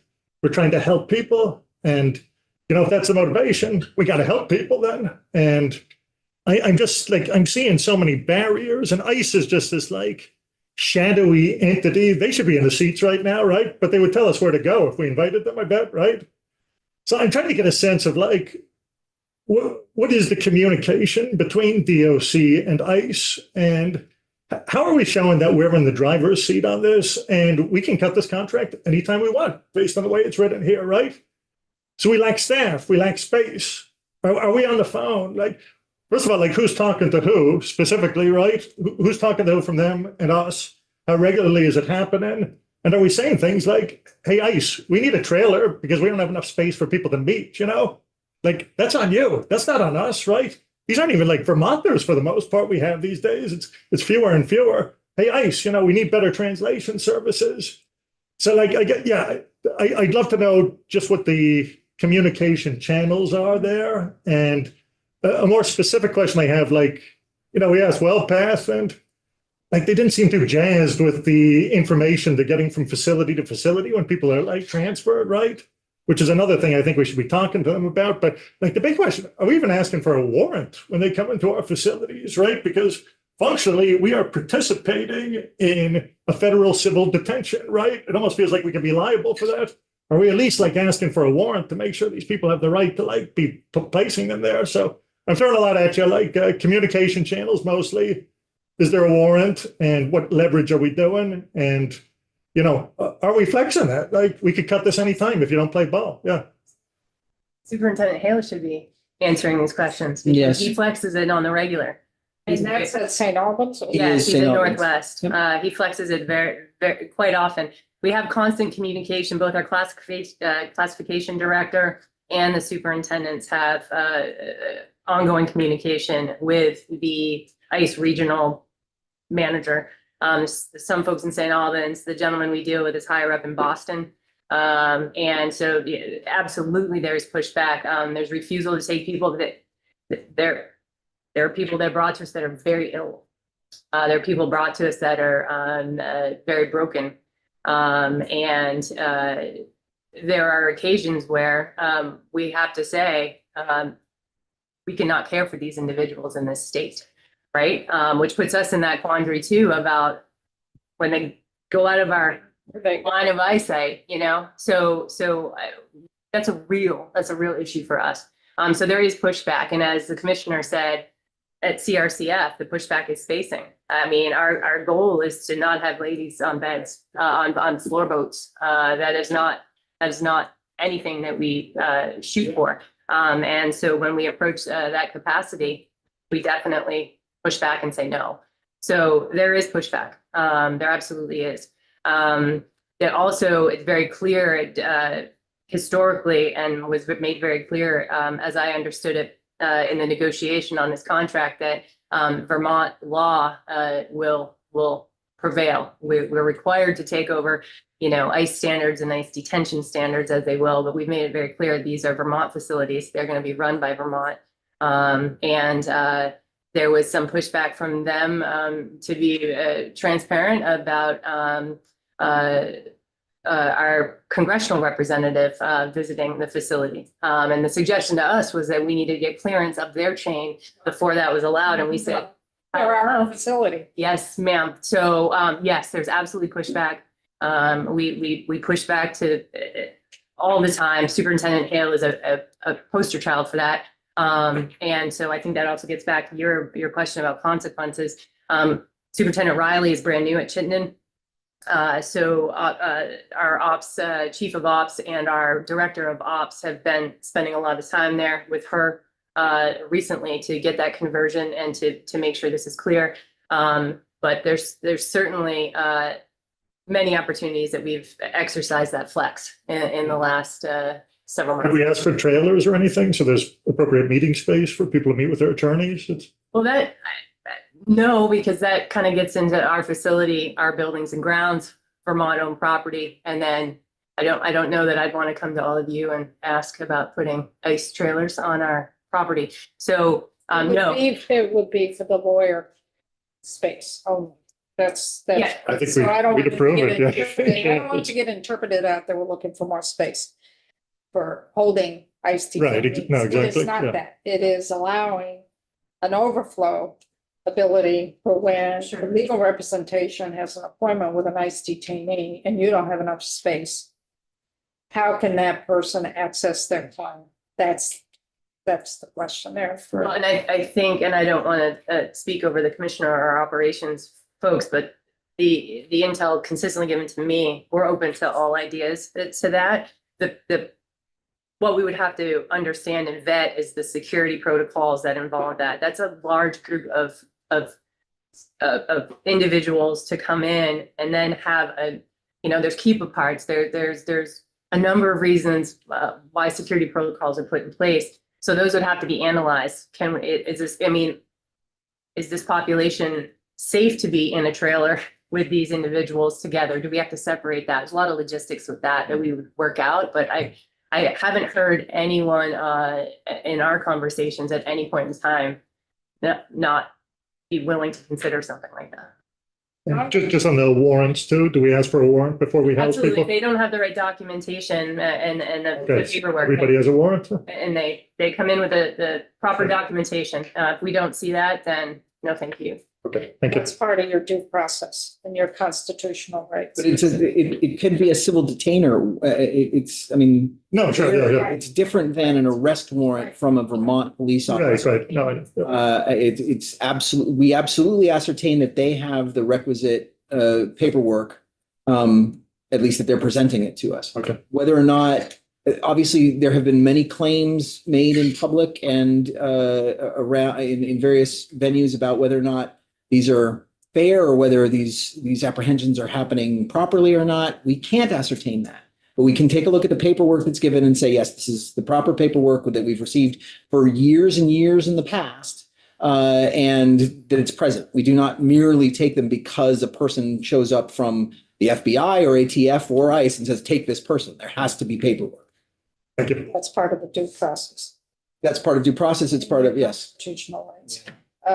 Will and then Sean. I guess from my question, just segueing from what we were just speaking about around the meeting spaces, one of the things that you touched on about, I guess, some disagreement or, just issues with the testimony from ACLU and VAP was remote hearings. Did I hear that correctly when you said that the ability to conduct remote hearings was a point of tension or disagreement? It is a point of intent, and that is that, again, when the commissioner talks about across the board, we do not facilitate, so the remote hearing equipment that is in our facility is owned by the Vermont Judiciary.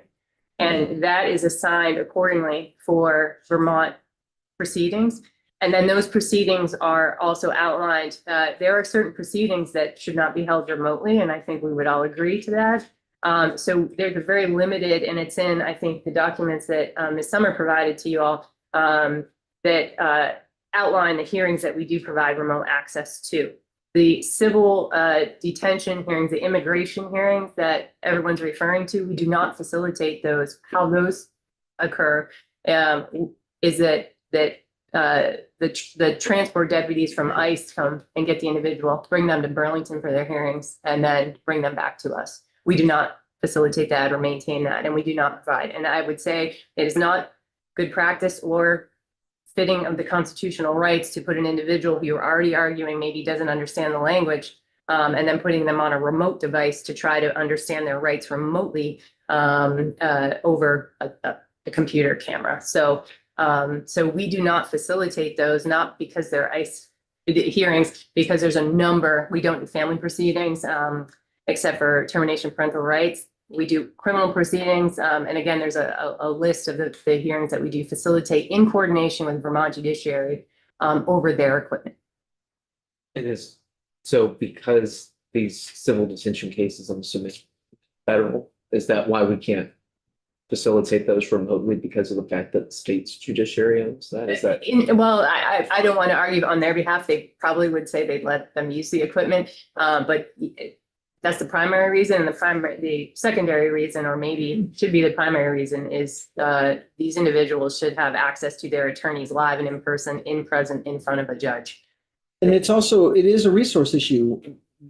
In a certain way, we are running 14 courts in all 6 facilities. In the sense that we have usually one space, sometimes 2, that has telecommunications equipment there. It belongs to the court, but it doesn't belong to the court in that county. So there are people in Rutland at Marble Valley who need to see the Windsor court, or need to see the Essex court. And there are people at CRCF that need to see the Bennington court and that need to see the Caledonia court. And as a result, each of these facilities is running essentially 14 courts. There are sort of access and space issues with that, but we facilitate them as best as we can.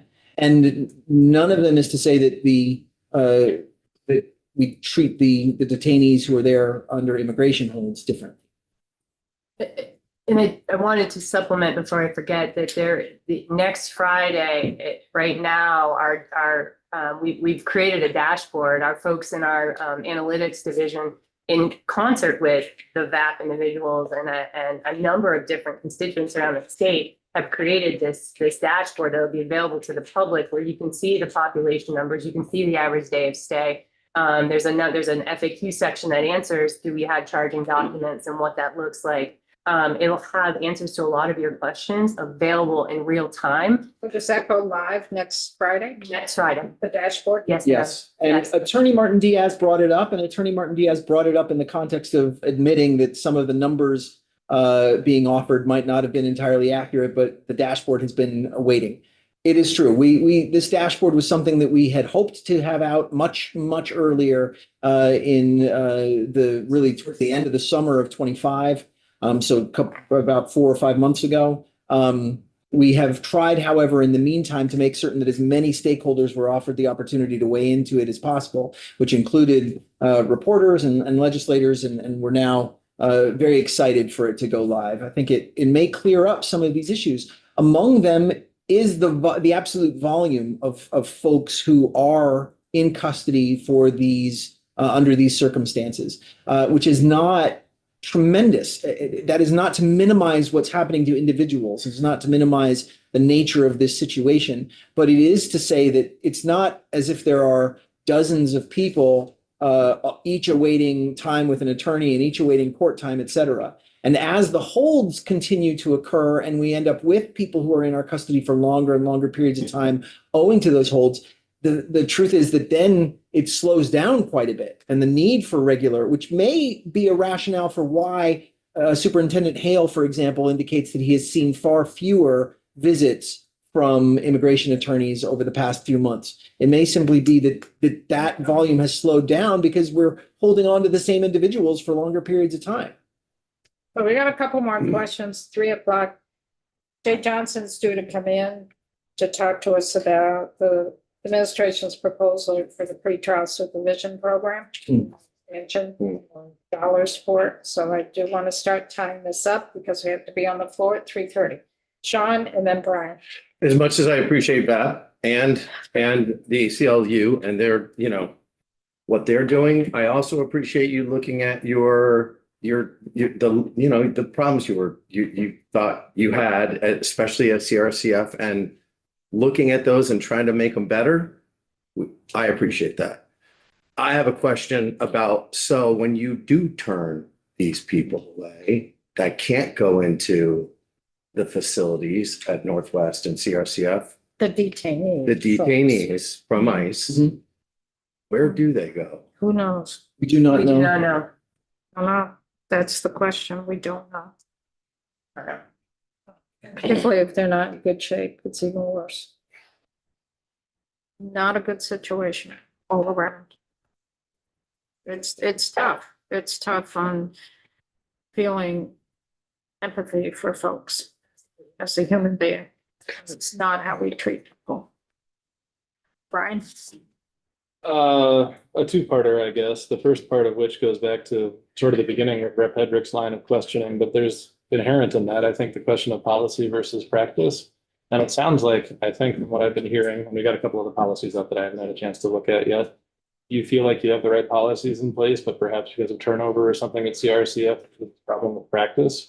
So I think that's the one distinction. And the other is to go back to Rep. Casey's line of questioning, which is, if we are doing it better here, if there's a reason to go along with this here, is there something that we could be doing better in practice if legal representation gets turned away, if there's a problem with space, right?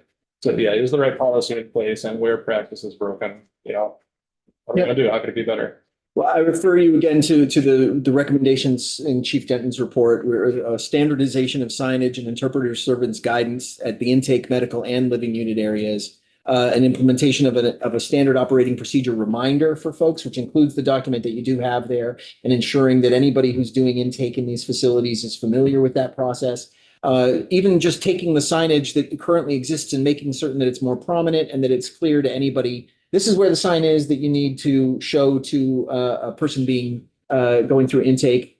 These are the numbers that you would use, and here's how you use the line. That would be a component of it. And then last but not least, we are going to determine whether or not the tablets that we currently allow every single person in our custody to access, irrespective of whether they're an immigration detainee or a state detainee or an incarcerated individual, we're going to try to determine whether or not there are language apps that are available on those.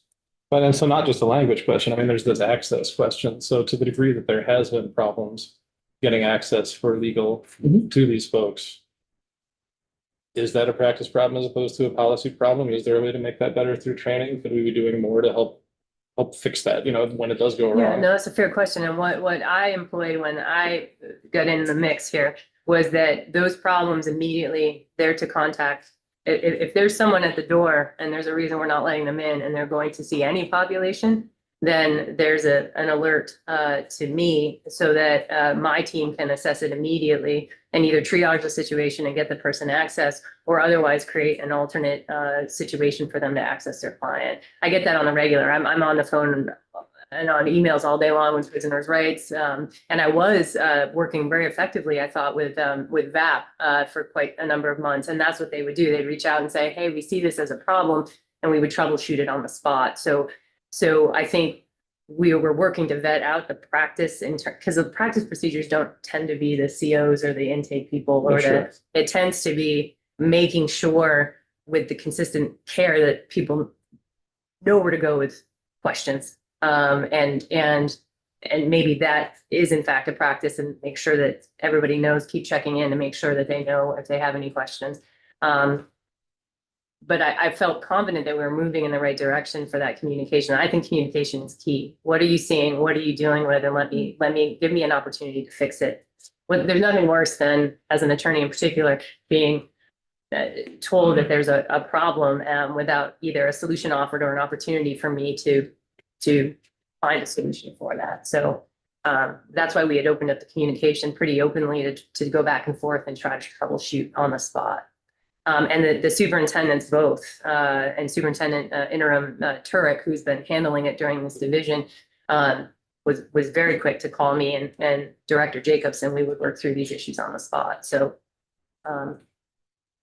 Commissioner, the document you just referred to, was that part of the packet, the No. 8 centers? Is that public that could be? No, it is not. It's a pre-deliberative internal report that we're working on. So you're working on it. When it becomes complete, is it then? Does it stay? As we can certainly make certain that the pieces of it that we're going to be implementing and looking at. That would be helpful. Yeah, to say we are doing, here's what we're going to, here's the training that we've planned in order to ensure standard operating procedures are being effectively and consistently communicated. That would be, is that available now, or is that going to be later on? That's something that we're in the process of doing, and So we'll when you inform you when we do complete it and share it with you. Yeah. But I'll tell you that it's going to be the document that of which you're already in possession, which is the language access piece and how we do it. It's just going to be sort of sending that out, and at roll calls or at other training opportunities saying, everybody here needs to know this. And then maybe perhaps a laminated copy available, just making certain that it's there in intake to be reviewed and familiarized.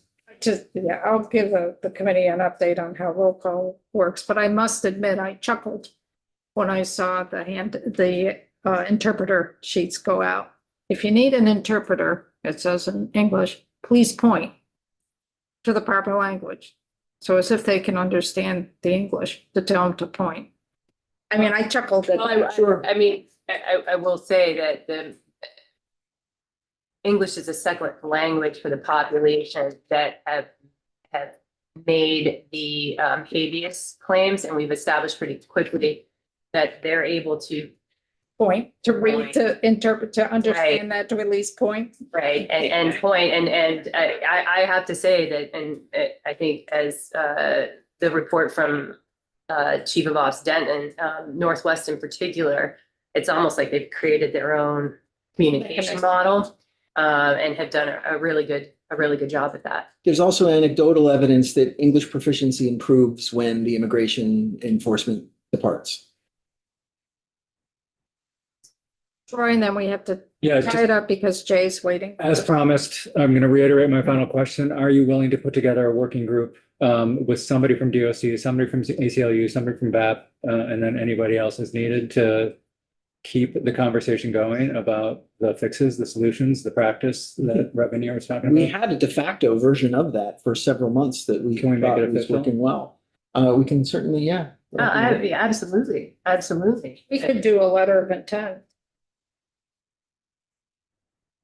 We could send a letter of intent to all the parties and tell them to report back to us by a certain date in terms of when it was formed, and we could do something like that. So it's not, doesn't have to be a legislative, something in a bill. But I'm just thinking how we could expedite this and do it quickly. Sure. I don't know. I just put that on the table as a thought. We would be willing to do that. Absolutely. Thank you. So we need to tie this up because Jay is out in the hallway to talk about the administration's proposal. Want to thank you. I don't think it was too hard on either one of you.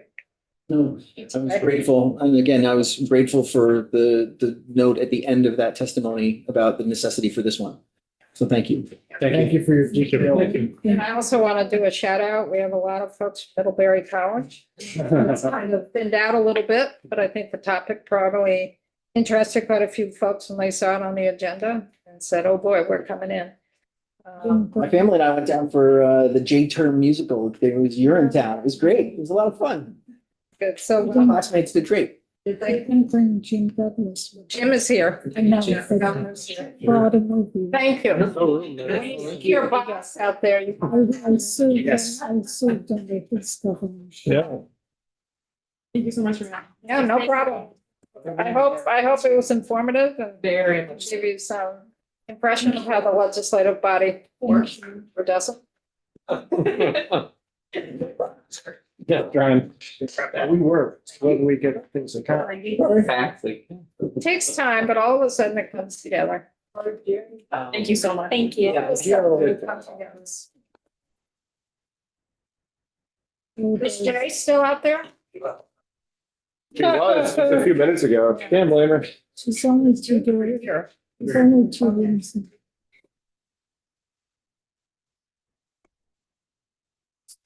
Remind me, tell you.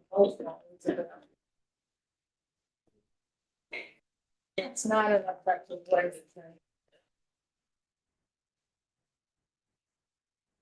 Not a roll call vote, roll call. No, it's not roll call vote. It's a roll call. Hello.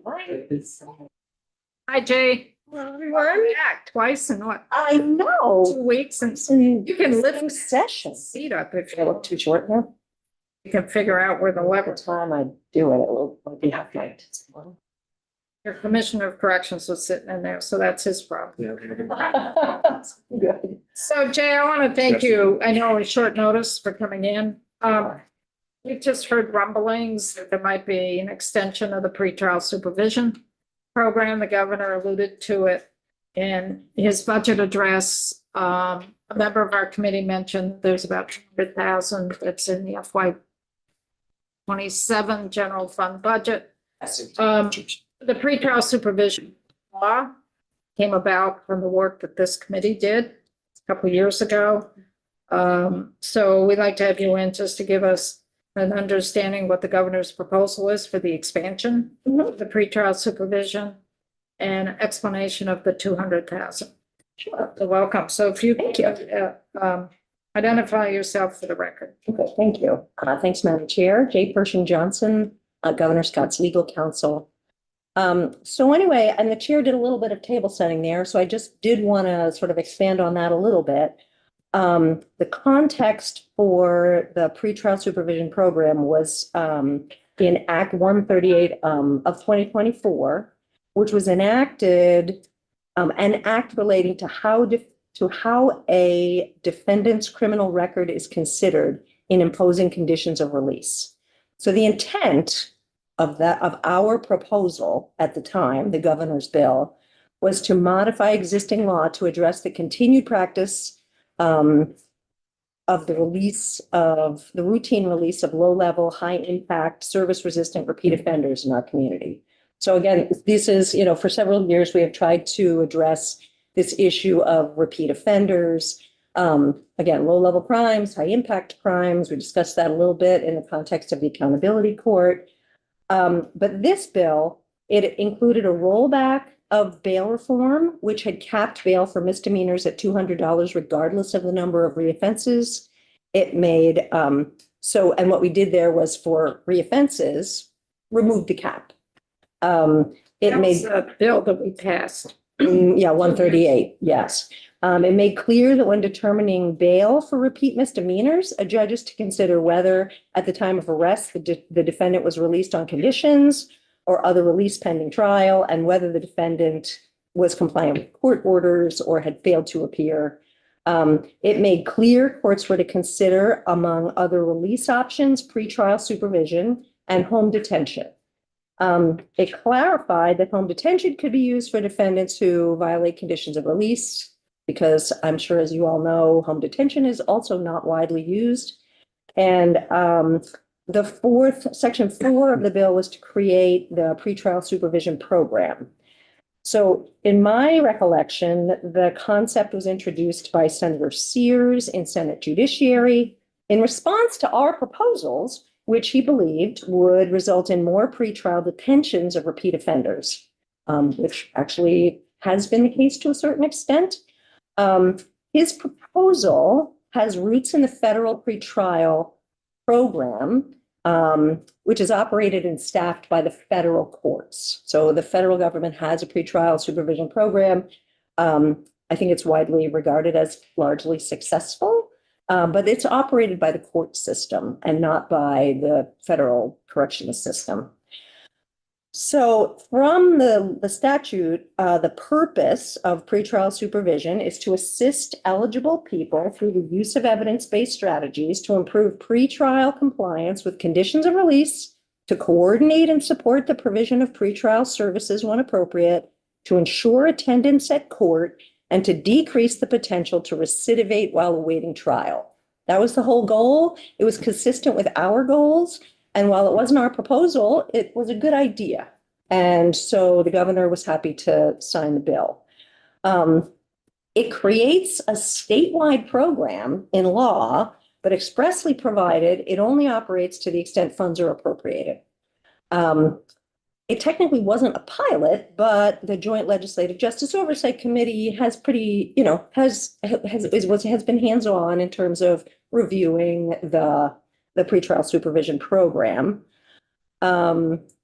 So it also, I think, to Senator Sears' point, and I think to address some of the concerns this committee has expressed with respect to detentions, it does have the potential for controlling the size of the detainee population. If people are in the community but supervised, their chances of succeeding in the community arguably are better. Their chances of appearing in court arguably are better. But we do know that there are utilization problems with the program. The governor's proposal actually adds $200,000 to the base budget in DOC's budget. So DOC continues the program in its base regardless of the $200, or $200,000. but staffs up the program to statewide operational capacity. I have a question on that. Yep. So when we funded it originally 2 years ago, there was 600,000 put in there. Yes. Do you know if that was base? Or Yes, it was That base. I base. believe it was, I mean, actually, I can't answer your question. I don't know the answer I to don't that. think it for sure. was, 'cause it didn't come, well, it would have been, we did it in the session of 24, Yes. which would have been available in FY 25. Yes. Because it was in the fall of 24 that it opened up in Essex, in Orleans County. Yeah, in 25, I believe. So I'd like to know how much is left of that 600,000. And I actually think that there was additional money last year as well. I'd like to find out, because I think the money was put in for FY 25, not 24, because we did this 26. during the session of 24. Yeah. Right, so FY, Because Senator Sears passed away in 24. yeah, FY 25, then FY 26, and now we're going into FY 27. Right, So I- so was there anything in FY 26? I don't believe so. I think that 600,000 was there to get the program started. And it started in Essex Orleans. There was nothing last year to put it in any other county. So I don't know if there was any additional funding put in there last year. So was my understanding there was, but I would, again, I would urge you to get the information you need to confirm that. So I thought that it was 600,000. I thought last year there was an addition, and this year there is further appropriation in order to make the program whole, so to speak, in terms of statewide operations. But I could be absolutely incorrect, and that's easy enough to check. So is the administration's goal to, with this 200,000 that is added on to the base, which we have to find out, the base, Yeah, is it 600 and it's a good question. How much is left? just for FY 25, or was there another 600 put in during this current fiscal year, FY 26? And then how much has already been expended, because we started the program up in Essex Orleans, and then it got shifted over to Chittenden County for the accountability board. So I'd like to know how the money's moving, how much we have left. So the 200,000 that's being proposed for FY 27 Mhm. is to go on top of the base. Yes. So then the intent is that this pretrial supervision program would be available statewide. Yes, that's the intent. So, but we do know that the program is underutilized. And so I urge you, I think in this respect, and I can get you the numbers information, Yeah, that would and be I'm sorry I don't have that. To hear from DOC on their experience in Orleans and in Chittenden. I think that it did not work. I mean, it was not utilized in Orleans. I think they thought it would be utilized in Chittenden, and it really wasn't, although I think the prosecution moved to use it. And then I urge you to hear from public defenders, prosecutors, and the judiciary on why it remains unused, because at a very basic level, DOC can't control the utilization of this program any more than it controls the number of detainees or the numbers of sentenced incarceration. So the courts are authorized to impose pretrial supervision as a release tool. And that may be philosophically where it falls apart. And again, I urge you to speak with them, is because it's in DOC, it may not be viewed as a release tool so much as something that's pre-incarceral, and may suggest to some that there is some implication of, with respect to guilt or innocence. I mean, I don't know how the judges are viewing that. Many may feel that conditions of release are sufficient, but the real problem is with a 30, 60, 90-day hearing schedule, it's not sufficient. It's clearly not sufficient. If you are turning cases around quickly, you may not need this program, or we're not turning cases around quickly. So in the accountability court in Chittenden, where you had weekly hearings, the prosecutor was asking for pretrial supervision, but not getting it from the judge, it may have been that the judge felt that the weekly hearing schedule was sufficient. It's not clear, and you'd have to hear from the judge or the judiciary as to why exactly it wasn't used as a tool. But the very intent, I think, of the legislature at the time and our continued intent is part of our larger attempt to get at the root causes and the process, with respect to repeat offenses is connecting people with services, helping them remain connected during the however long it takes to get back into court, and to ensure that they get to court. Because very often it isn't that people are just malingering. Sometimes they are, but sometimes they're not. They just don't have, they don't have homes. They don't have phones. They don't have a calendar that they're keeping regularly. And there's no way to actually, I don't believe that the court sends out notices to defendants. They may send them to their attorneys. The attorneys aren't always in contact with their clients. So it's just one of those, it's not a system that works well for people who are vulnerable in the community. But it could if, say, DOC, and an option for DOC in the statute is telephonic, but also in person. So DOC could do some field work, presumably, with a staffed up program. So I think there's potential for the program. It just isn't used. We also hear that the defensive bar routinely objects to the use of the tool. And you would have to talk to them about why. There could be concerns with the amount of information that may need to be gathered about the risk of the defendant and how, in order to assess their supervision level.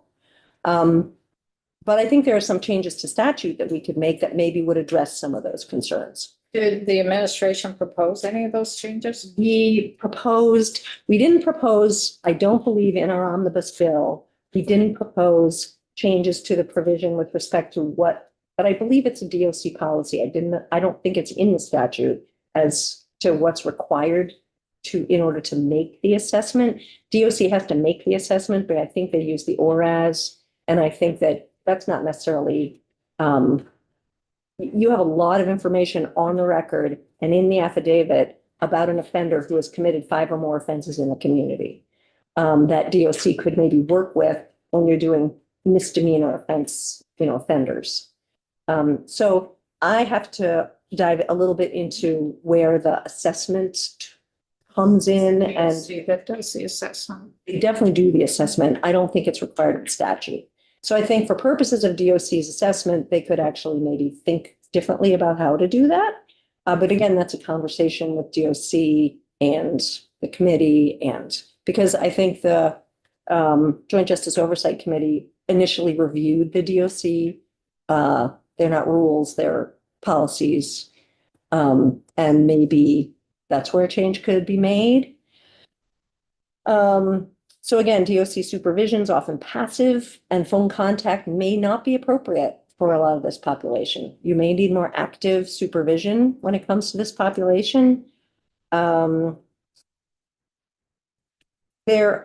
one statutory change that we did put in our package is, as soon as you get there, actually, is allowing supervision officers to notify the court directly of violations of conditions. The court is the entity that issues the warrant. And so the process, right now, DOC is required to contact the prosecutor, who is then to contact the court in order to get the warrant. You could have a supervision officer report directly to the court. That's the Council of State Governments recommend. That would have made more sense than the way we did it. And there may be statutory changes. I believe that at least in House Judiciary, I think there's going to be a joint hearing, and I don't know if this committee is involved, on sort of the accountability court with the participants coming up in the first or second week of February. And in that testimony, there should be additional ideas generated about how to fix the program. But at the end of the day, I think we agree and support that the the program is a good idea. It's got, I think, a tremendous amount of potential to the extent it's viewed as a release, as a tool that facilitates release and effectively keeps our communities safer. It's just that the courts aren't using it.